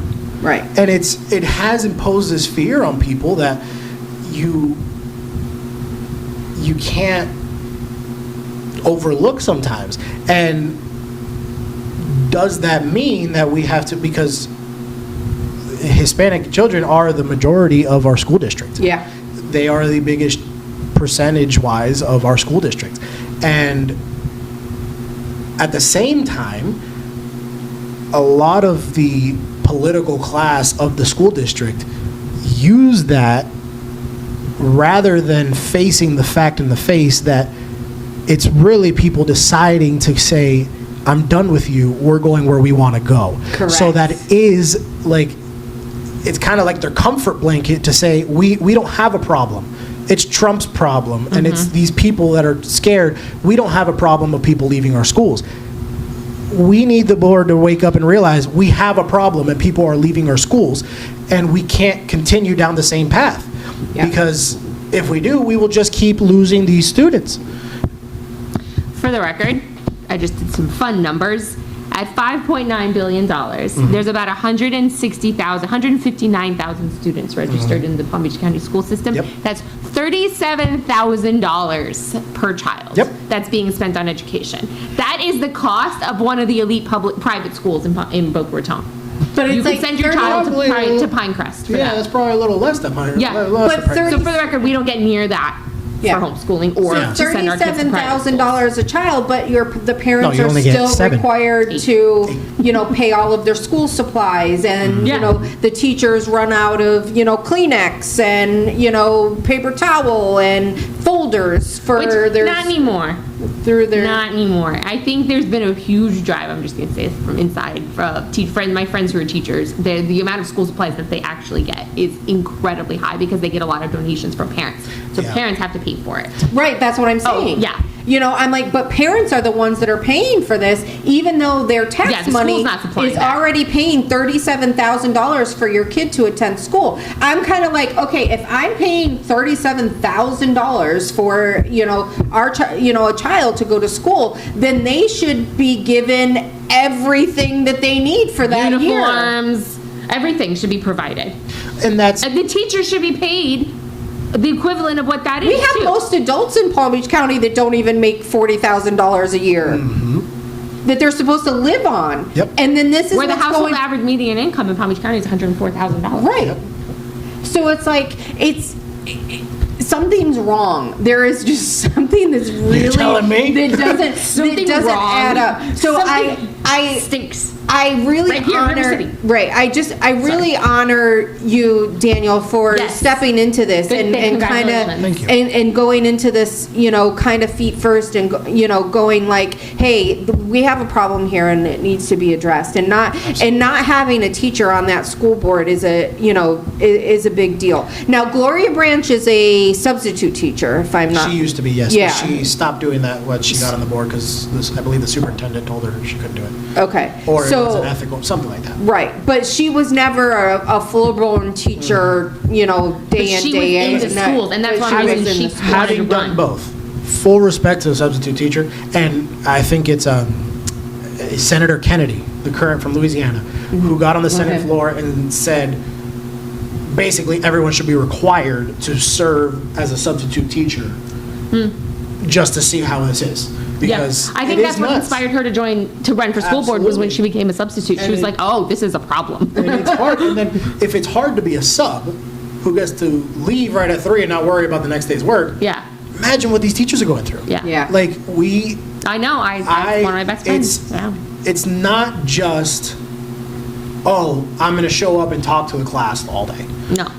It is a huge amount of work because it's sitting there looking through the material, make a slide, make the notes, make a printout, print the printout, staple the printout, put it on their desks, get it done, have them, guide them through it, collect it, take it back home most of the time, because that's when most of the teachers do their work, grade it, put it in the system, put it in the next system, put it in the third system, then give it back to the kid, then deal with the parent sending you an email after because of the kid got a bad grade. So there's this huge process for one assignment. Yeah. Imagine what these teachers are going through, and how can someone understand it if they haven't lived And it? not to mention that they're the child's counselor and friend yeah. and behavioral specialist. right, Which is right. another huge problem, because that has become an outshoot of excluding the parents from the conversation. Where we've just said, you know what, we will take them for 8 hours of the day.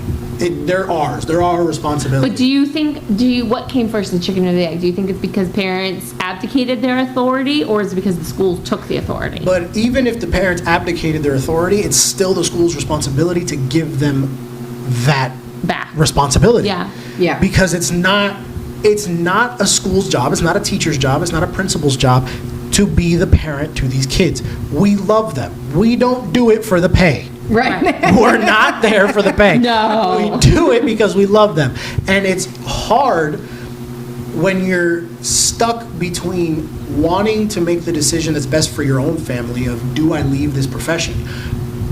And making the decision of, I love these kids, and if I don't do it, who will? Right. Because I can tell you that that's a huge sticking point for a lot of teachers, Yeah. because of the fact that we have such a shortage now, that most of the veteran and good teachers, before they make that decision, are like, well, if I go, they'll take some Joe Schmo off the street and have them That has teach. blue hair, he, she, that. Or they're that- not certified. They're not. And that's where we have to allow With blue hair. that conversation, at least with the parent, because the parents need to know. The parents need to know that, okay, my kid's doing this in class and this in class. When we take that responsibility away from the parent, now we're becoming behavior patrol, Right. we're becoming a therapist, we're becoming a shoulder to cry on. And it's not that we won't do it, it's a lot, Yeah. you know? And you can't just expect them. With no to do authority it. to actually do anything about Right. it. Exactly. You know, that's the unlicensed Exactly. and And unpaid you to do all of these and things. You just made a good point without even knowing what you were saying, is the fact that, well, you knew what you were saying, but we're not licensed for that. No. Right. So who knows what harm a teacher could inflict Correct. trying to be that, Yeah. trying to play that part to a student. And not necessarily knowing the family dynamic or what role the kid itself is playing into it, you know? Well, sorry, go ahead. There's so much that, you know, that get put into behavioral issues, or, you know, because it's like, most of the time when children act out, it's usually because they just don't know how to articulate what's going on. And it's not that the teacher is purposely trying to do something wrong in that moment, Right. and causing an issue.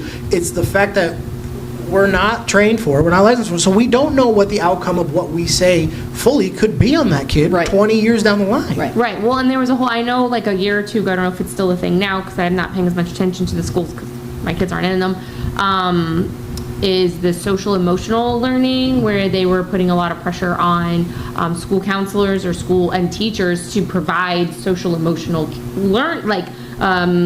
support Yeah. for students that they were not licensed to do that, Exactly. and that was a huge problem. And Exactly. they were like, no, we can't, but they were like, but you have to, and it was like a thing. I don't. That's still a thing that's happening. And that goes back again to the parent aspect of the fact that you asked the question, is the chicken before, what came first, the chicken or the egg? If we, as the school, say it's okay for you to abdicate your responsibility, what encouragement do they have to say, all right, I have to step up and do this? Right. Right. When they're fine knowing that, oh, I'm going to send my kid to school for 8 hours and they'll be okay. I don't have to worry about it. Yeah. You know, and I mean, and I'll call myself out. I was that parent. I was like, I take you to school. You're taken care of. Like, unless they tell me something's wrong, I assume everything's okay. You know, it's like I may have asked my children, like, oh, how was school? But I wasn't a hands-on parent. I worked a lot. You know, and because of my own messed up childhood, I was afraid to be a mom a lot of the times, I think. You know, and I didn't get any guidance from my you know, kids' teachers of like, hey, you know, think about doing this with your kid, or think about doing, you know, like, it just didn't occur to me because nobody told me how to do it. You know, like, oh, you should, you know, read to your kid 30 minutes every day. I'm like, that wasn't a thing when my kids were little. Like, nobody told me those kind of things. And so You're supposed to read to your kids. yeah, no, exactly. Says the homeschool mom. Oh, really? Oops. You know, but it's like once they were able to read I thought I was, themselves, like, like, drinking you water, know, my voice is I mean, jacked. you know, like green eggs and ham, you know, like you know, like I would read them books or Goodnight Moon or whatever when they were, you know, but once they were in school, Yeah. like, I'm like, oh, you're in school now. I don't have to do those things. You know, this is what that's for. And realizing that so many of our parents in our school system are kind of led that way that That's how they were raised. Right, exactly. That it's like, and you hit it right on the head when it was like, when it came to 2020, it's like, what are you doing to my kid? Like, when did this happen? When was this okay? And, you know, my youngest daughter, who will be 23, oh my God, she'll 23, in a couple weeks, is, you know, she actually dropped out of high school because of the fact that she didn't realize what was going on, and we didn't realize what was going on, but she was being indoctrinated. And she was like, I'm not going to school anymore. And I'm like, what do you mean you're not going to school? I'm not going to school. And I'm like, oh, what are you going to do? I'm going to get my GED. I'm like, okay, I guess if that's what you want to do. I didn't graduate high school, so I didn't feel like I could say anything. So I was like, okay, but now as the years have went on, she's like, oh yeah, that was happening in our school. Oh yeah, that was happening in our school. And I was like, why didn't you say anything? You never asked. And I was like, well, if you would have told me, I may have done something. She's like, no, you wouldn't have. And so I'm like, oh, she's probably right, okay. You know, but it was like, I didn't even realize, and then like talking. You don't even know the questions to ask. Yeah, exactly. Because of the fact that the schools have said, we will take this responsibility. Correct. So then it also becomes hard for those that do want to be the hands-on parent Mm-hmm. when the school's like, no, we're not going to tell them about this behavioral issue. We're not Yeah. going to, do not contact the Dude, parent about this. There was a school in Rhode Island. Was it Rhode Island? That wouldn't. The mom was sending her kid to kindergarten. This was a couple years ago. I don't know if you guys remember this. Was it Rhode Island? It was one of those northern loopy doopy states. And her daughter was about to go to kindergarten. She went to school. She's like, "Can I see the books? I'd like to see the curriculum." And they wouldn't show her the curriculum. And she had to sue them. No, she had to go to the school board and request it. And then they sued her for asking for the curriculum. Yep. I was like, "What?" Yeah. So, and that's a huge part for me, is the fact that we need to get that parent communication back and make sure that even if the parents wanted to be hands off, let them make that choice. We're not going to make it for them. Right. So we can't punish the ones that do want to be hands on, because I can tell you the vast majority probably do want to be hands on. Yeah. And are trying to be hands on. It's just when we put roadblocks up of, we're not going to inform you about this, this, and this of your child. How can we have to put that barrier down and get that communication back with the parents and making sure that they are an active participant in their Yeah. kids' upbringing and in their kids' education. Yeah. Because that is the biggest key to success.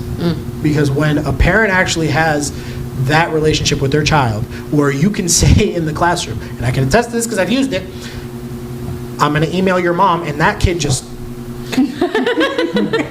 that is a powerful tool that we've taken out of the schools. Why? That is a huge tool. It's just like now when you tell a kid, I'm going to go tell your coach. I'm going to go tell your parents. We can't take that. I use that on my kids all the time. I'm going to tell your I'm parents. going to tell you. I'm going to tell the principal. But it's just a huge factor that just leads to more and more problems. And then you get into the phones in school, which is a huge issue. Didn't we ban phones in school? So the state passed a law saying that it was eliminated, but from my understanding, I haven't fully read the bill. It only is required up to middle school, and it is optional for the school districts to opt in for high school. Now, I will say, Palm Beach County did opt in for the high school. So there's no phones in schools in Palm Beach County, So, in theory. in theory.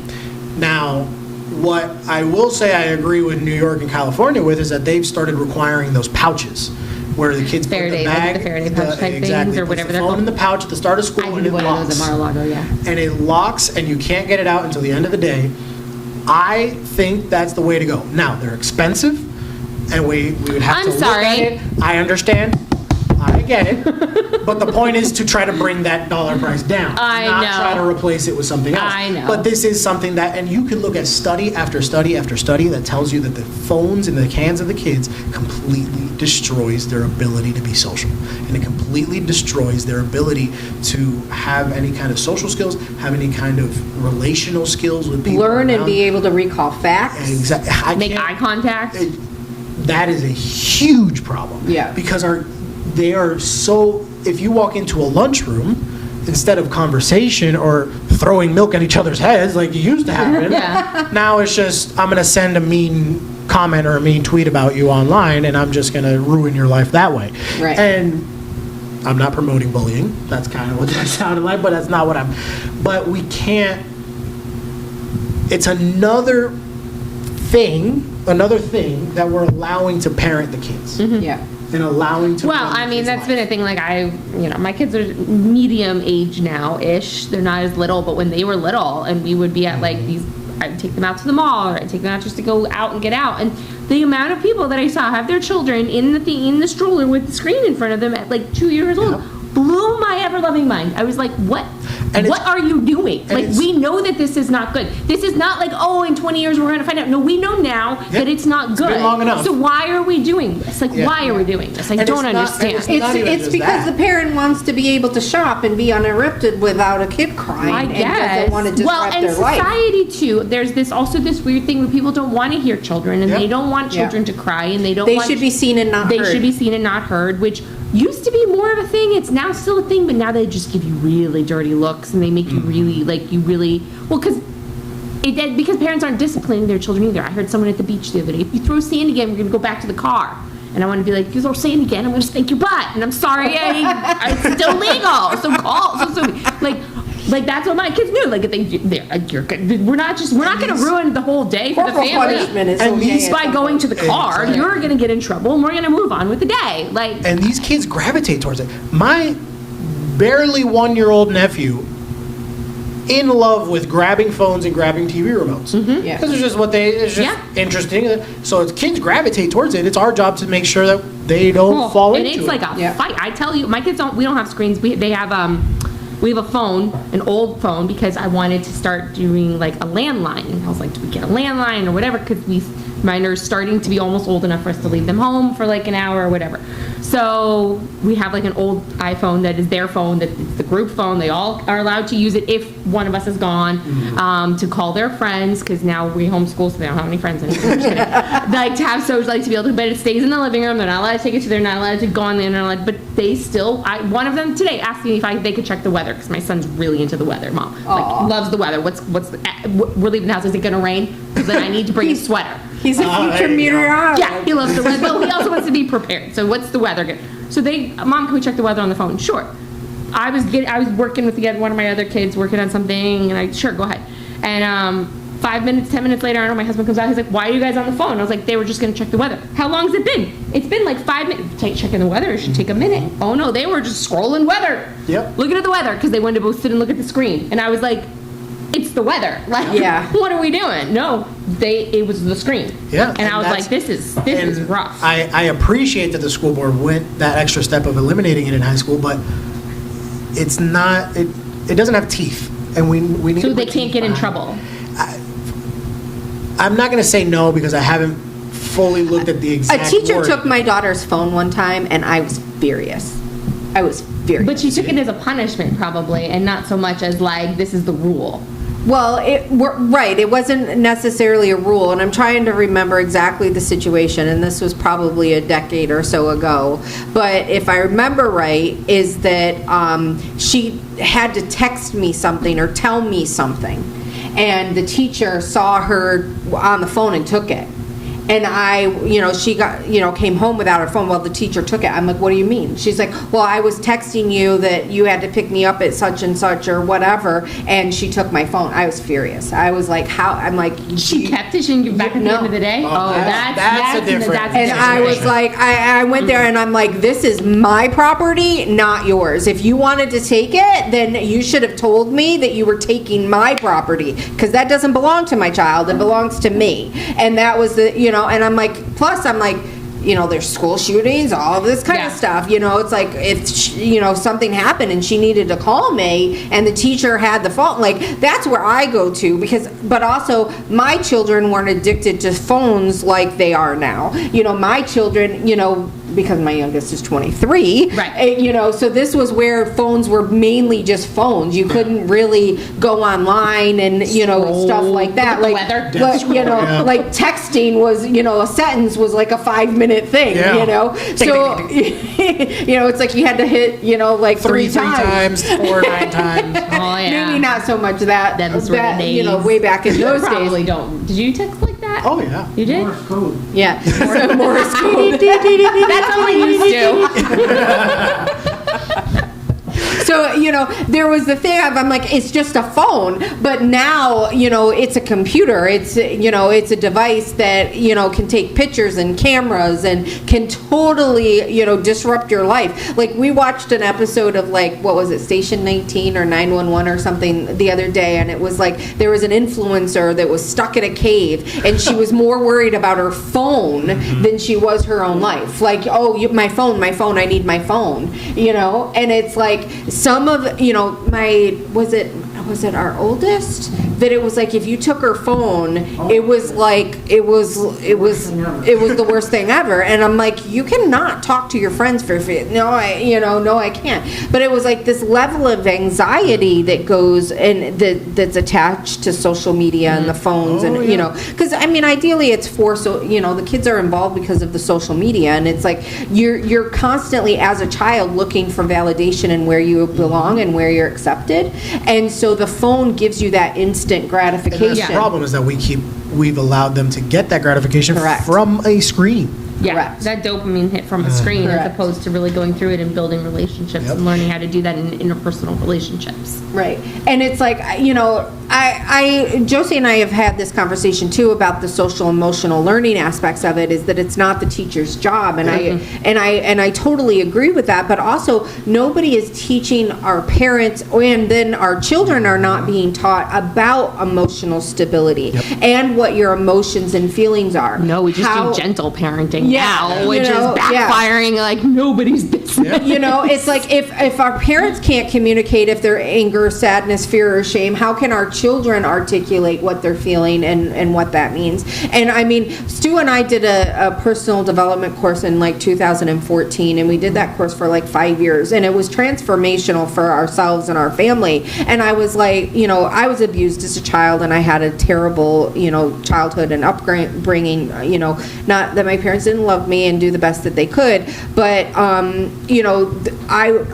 was a latchkey kid. Like, I wasn't taken care of. Nobody took care of me. Like, I put my frozen pizzas in the oven every night for dinner, and I took care of myself from the time I was probably 10, and so nobody taught me those things. So when I learned those things as an adult, when I was 30, 35, and my kids were already, I think my youngest was 10, I was like, oh my gosh, I destroyed my children because I didn't teach them these things, but I didn't know. So where do we get that gap between it's not the parents, it's not the teacher's responsibility, and it's not the school's responsibility, but how do you teach our children when they're not getting taught those things from their parents? And then who is to educate the parents that these are important emotional things that children need to learn? Go back to church. And that's That's a good point. Like, when I was growing up, there was always, we probably, like, parenting classes was like a big thing at churches, was like parenting classes, and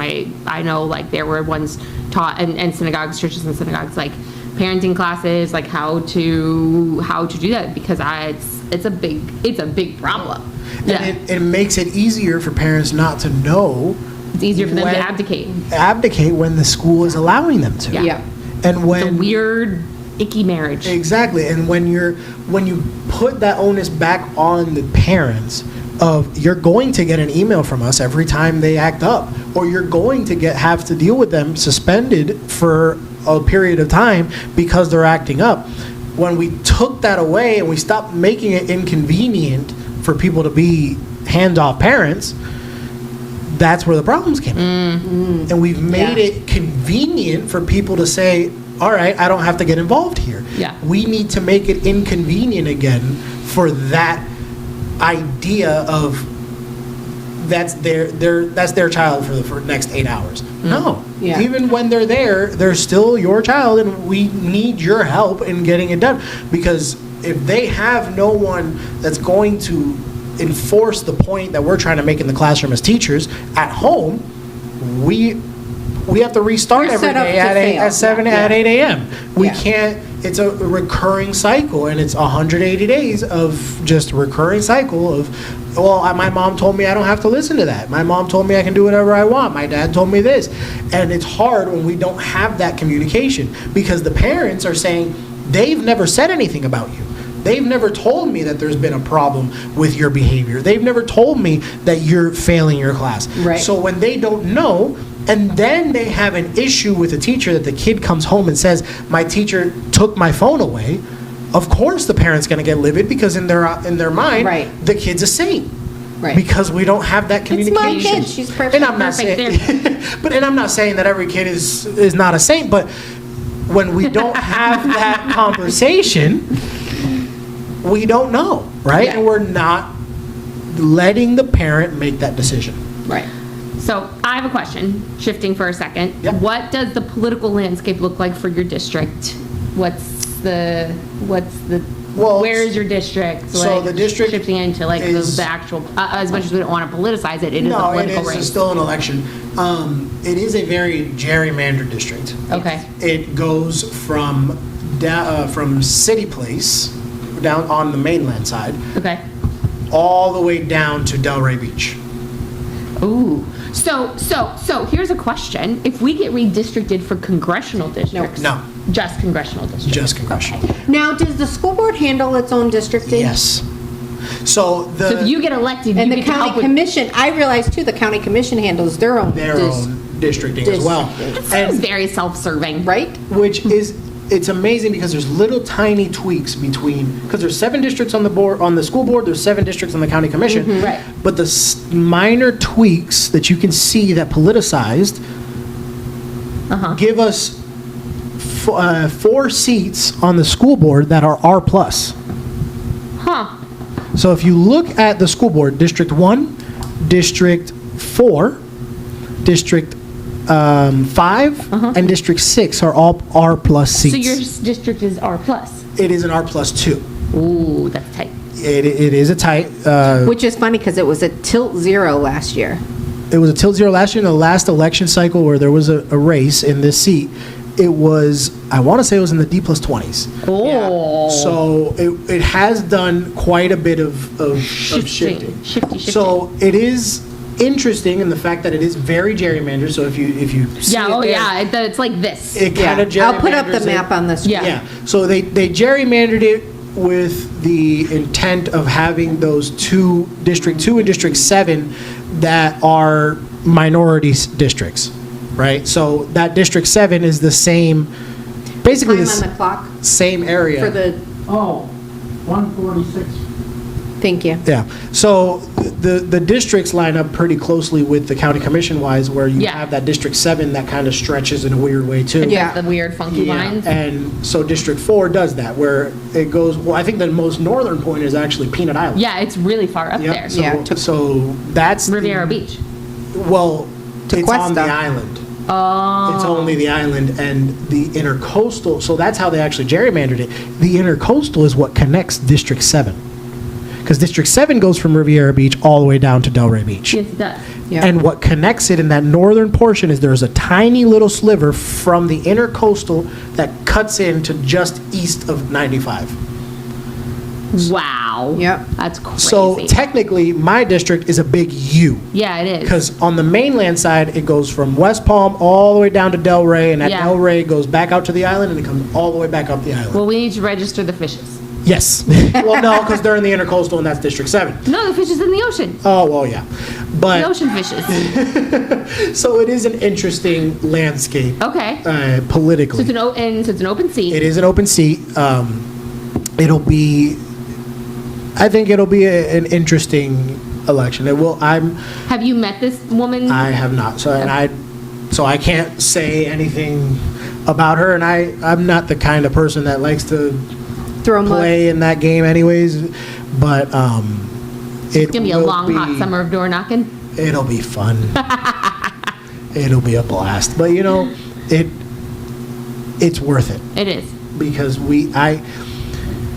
I can't sit by and allow it to happen again. where So is that someone why you just goes. decided to run for school board as opposed to taking another stab at the House seat? Yes, and that, as many people have asked me to run for State House again. I did. I asked. And you're not the only one. And everybody that saw my big announcement on social media, I got, I don't know how many calls about, you're going to run for 89 again? The difference is for me, this is what I've done my entire career, right? My entire career has been in education. I've been a substitute teacher. I was a COVID proctor because I was in the schools when COVID hit. And when we came back from COVID that school year, my school made the decision to turn our gym into a giant 75 desk classroom. And that was my job. So if we had staff that didn't feel comfortable coming back during COVID and was scared of the disease, their classes would come to me in the gym. If the kids didn't fit, if there was more kids than available desks in the classroom because they all had to be 6 feet apart, those overflow came to me in the gym. So She's like a one-room schoolhouse.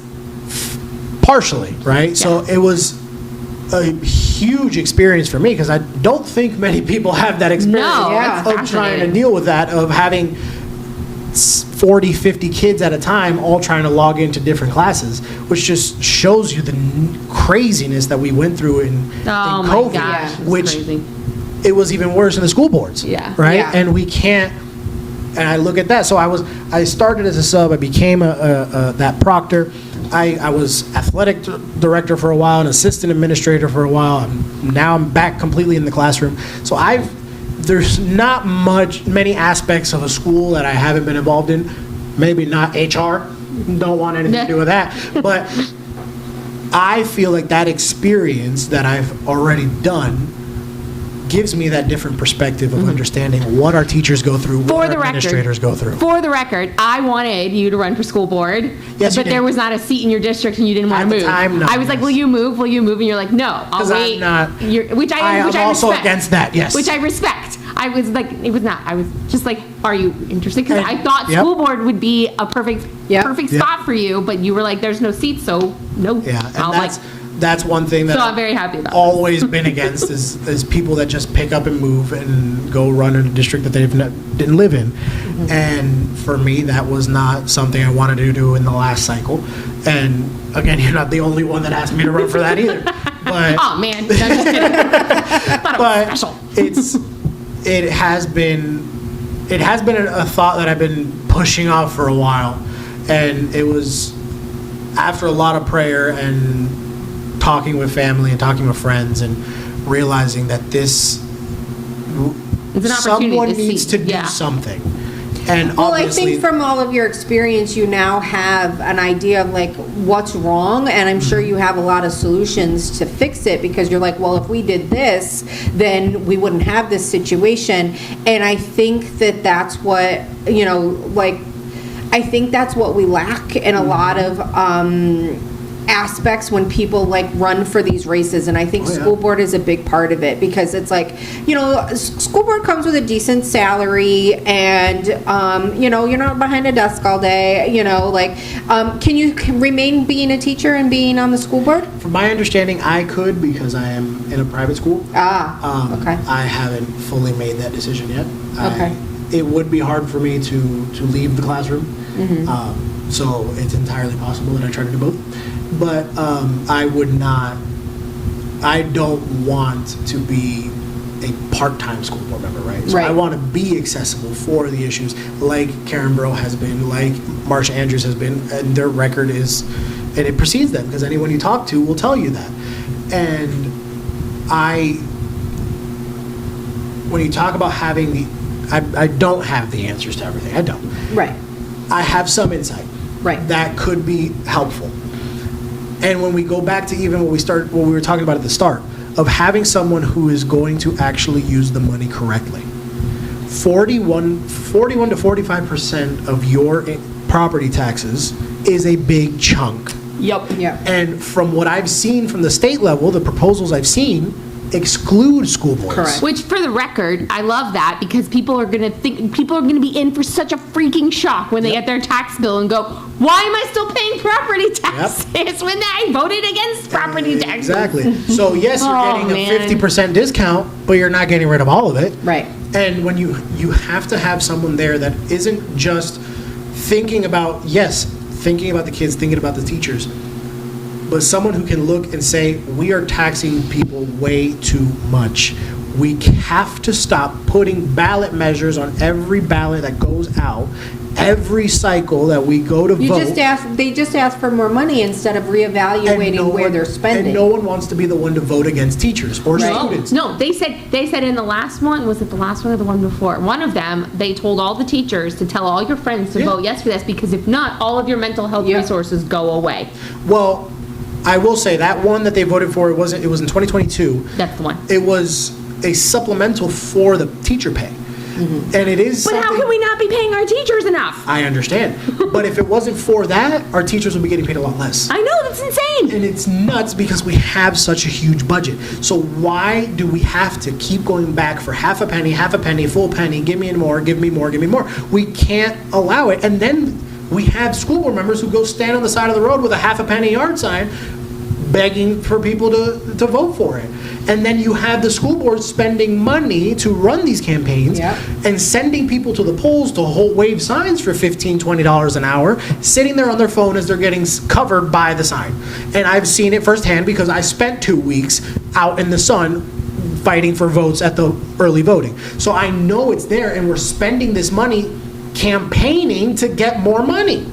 Yeah. So how is that going Hot Mess Express. How are we going to ever fix the issues when we are so focused on we need to raise more money, we need to get more money, we need to get more money? We're not focusing on we need to get better curriculum, we need to get better teachers, we need to get better outcomes for our students. So we have to be able to shift the focus away from campaigning, because that's what they're doing with these ballot measures, to saying, all right, how do we raise these reading scores? How do we raise these math scores? How do we raise these scores all together for these schools? We have a good amount of D and F rated schools in this district. Yeah, and the schools in Boca are tanking. Exactly. Which is crazy because people pay a premium to live in Boca for the good A-rated schools. Delray has quite a few failing schools from what I understand. And the board keeps touting this A+ rating that we have. If one of them can explain to you how we get that A+ rating, I would personally back off this entire thing. Because no one can explain to you how these ratings happen. Because nothing makes sense. You think they paid for them? I wouldn't say they're paying for them, but if this aspect is higher than this aspect, we'll move you here. If your attendance rate is here, it's Common Core math. That outweighs. If your attendance rate is here, but your GPA rate is here, and your reading levels are here, we'll outscore here. It makes no sense. Then the sun shines tomorrow. Exactly. So how can we sit and tout this A+ rating when we have D and F rated schools in our district? Yeah. We can't. We're leaving behind those kids. Yeah. You can't just focus in the A and B rated schools and let's try to bring the B up to an A. Let's try to bring the C up to a B. When you have schools, then those teachers that work in those D and F schools that don't get the funding that they need because now they're a D and F school, so their funding gets affected. And then the pressure is put on those teachers of saying, we need to jump from a D to a B in 1 year. How? Yeah. How do we expect that from these teachers? And How do you expect that from the children, too? exactly. You know, it's like... I can expect it. I fully can expect it from a kid because a kid can make that jump. in a year. If they're given the right opportunity. Right, they have to Exactly. be given the right tools. Exactly, and that's the problem, is the teachers aren't being given those tools to give to the kids. Right. And our academics are suffering because of it. I have a lot more questions on like your opinion on, we probably should wrap up, so we'll have you back on. Okay. I have questions on like schooling methods and is it testing and like those types God, of things and what, right, but that's what the pressure is. Yeah. Like that's one Teaching to a test. reason, like that's one reason like there are multiple reasons my children are not in public schools, but that is one of the reasons I didn't even want them in the private school anymore, is because the amount of anxiety that my 9-year-old would induce because they had to do Terra Nova testing Yeah. was insane. Yeah. Was insane. I was like, this is not healthy. This is not learning. Yeah. This is not a reflection of how smart you are in anything. And I was like, I'm out. And, Like, and that's a lot of our because- students, as we're seeing with the enrollment numbers. Yeah. So, all right. Well, I have more questions on that, but yeah. So Daniel, how can our audience follow you, learn about your race, and keep in touch with you and donate to you? Absolutely. That is zapataforschoolboard.com or Zapata for School Board on Facebook or on Instagram. Awesome. So we're there, and we are absolutely accepting donations because, as we know, sadly, political campaigns, even if they are for school board, require a lot of money to. And it's going to be a fight, as we talked about. That it is an pretty even district, but we are going to need. I tend not to shy away from doing the hard work, so I will be out knocking on every door I can get my hand on. But I can't do it alone. Like no candidate can do it alone. I need help from you guys, because this fight isn't just about me. It's about all of us. It's about all of our tax dollars. It's about all of our future. It's about all of our students, because that's what these schools represent, is our future, is whether we live or die in the future. Yeah. Truly is. Yeah. Good point. And, whether they're educated enough to do the jobs that we need them to do, I think is very, very important. Yeah. Absolutely. Absolutely. Yep. So many. Any closing thoughts, Josie? I missed when I did the opener. I forgot to say, if you'd like to help us to keep our lights on or to get us back into our pretty studio, you can donate on our website. We are also currently seeking sponsors. If you're a business or a candidate and you would like to sponsor our show, please let us know. Ooh, that rhymes. I'm a poet and I didn't know it. I need to go to bed. That's it. That's all I got. Well, Happy New Year, everybody. Happy New Year. And welcome back to We the Locals. We enjoyed having you. Thank you for watching. You can follow us on Instagram at We the Locals FL, on X, We the Locals FL, Facebook, We the Locals. You can check out all of our channels, donate to our causes, making sure we keep the lights on, all of that kind of stuff on our website at WeTheLocalsPodcast.com. The links to our channels and everything there. If you want links to our episodes once they drop, you can email us at WeTheLocalsFL.com or subscribe on our website as well. You'll be able to get those as soon as they drop. Any questions, comments, you want to know how to reach Daniel, wanting to know about his race, if you want to volunteer or help him or want his contact information, you can email us at WeTheLocalsFL@gmail.com. We're here to answer any of your questions. If there's any municipalities or anything that you want us to watch around Palm Beach County, please let us know. We'll be happy to see what we can do to help you out. So thank you. Welcome back. It's going to be a great, strong, crazy 2026, Oh, yeah. I believe. 2026. And thank you, Daniel, for joining Yes, us tonight. thank you, Daniel, adding for your joining voice us. of Thank you for having And me. thank you for using our show to make your Yes. announcements. That's Absolutely. awesome. We're very proud of you, and when we support you, and let us know if there's anything. This is an that we can do. endorsement. This is an official endorsement. So have a great night, everybody, and be sure to stay local. Bye.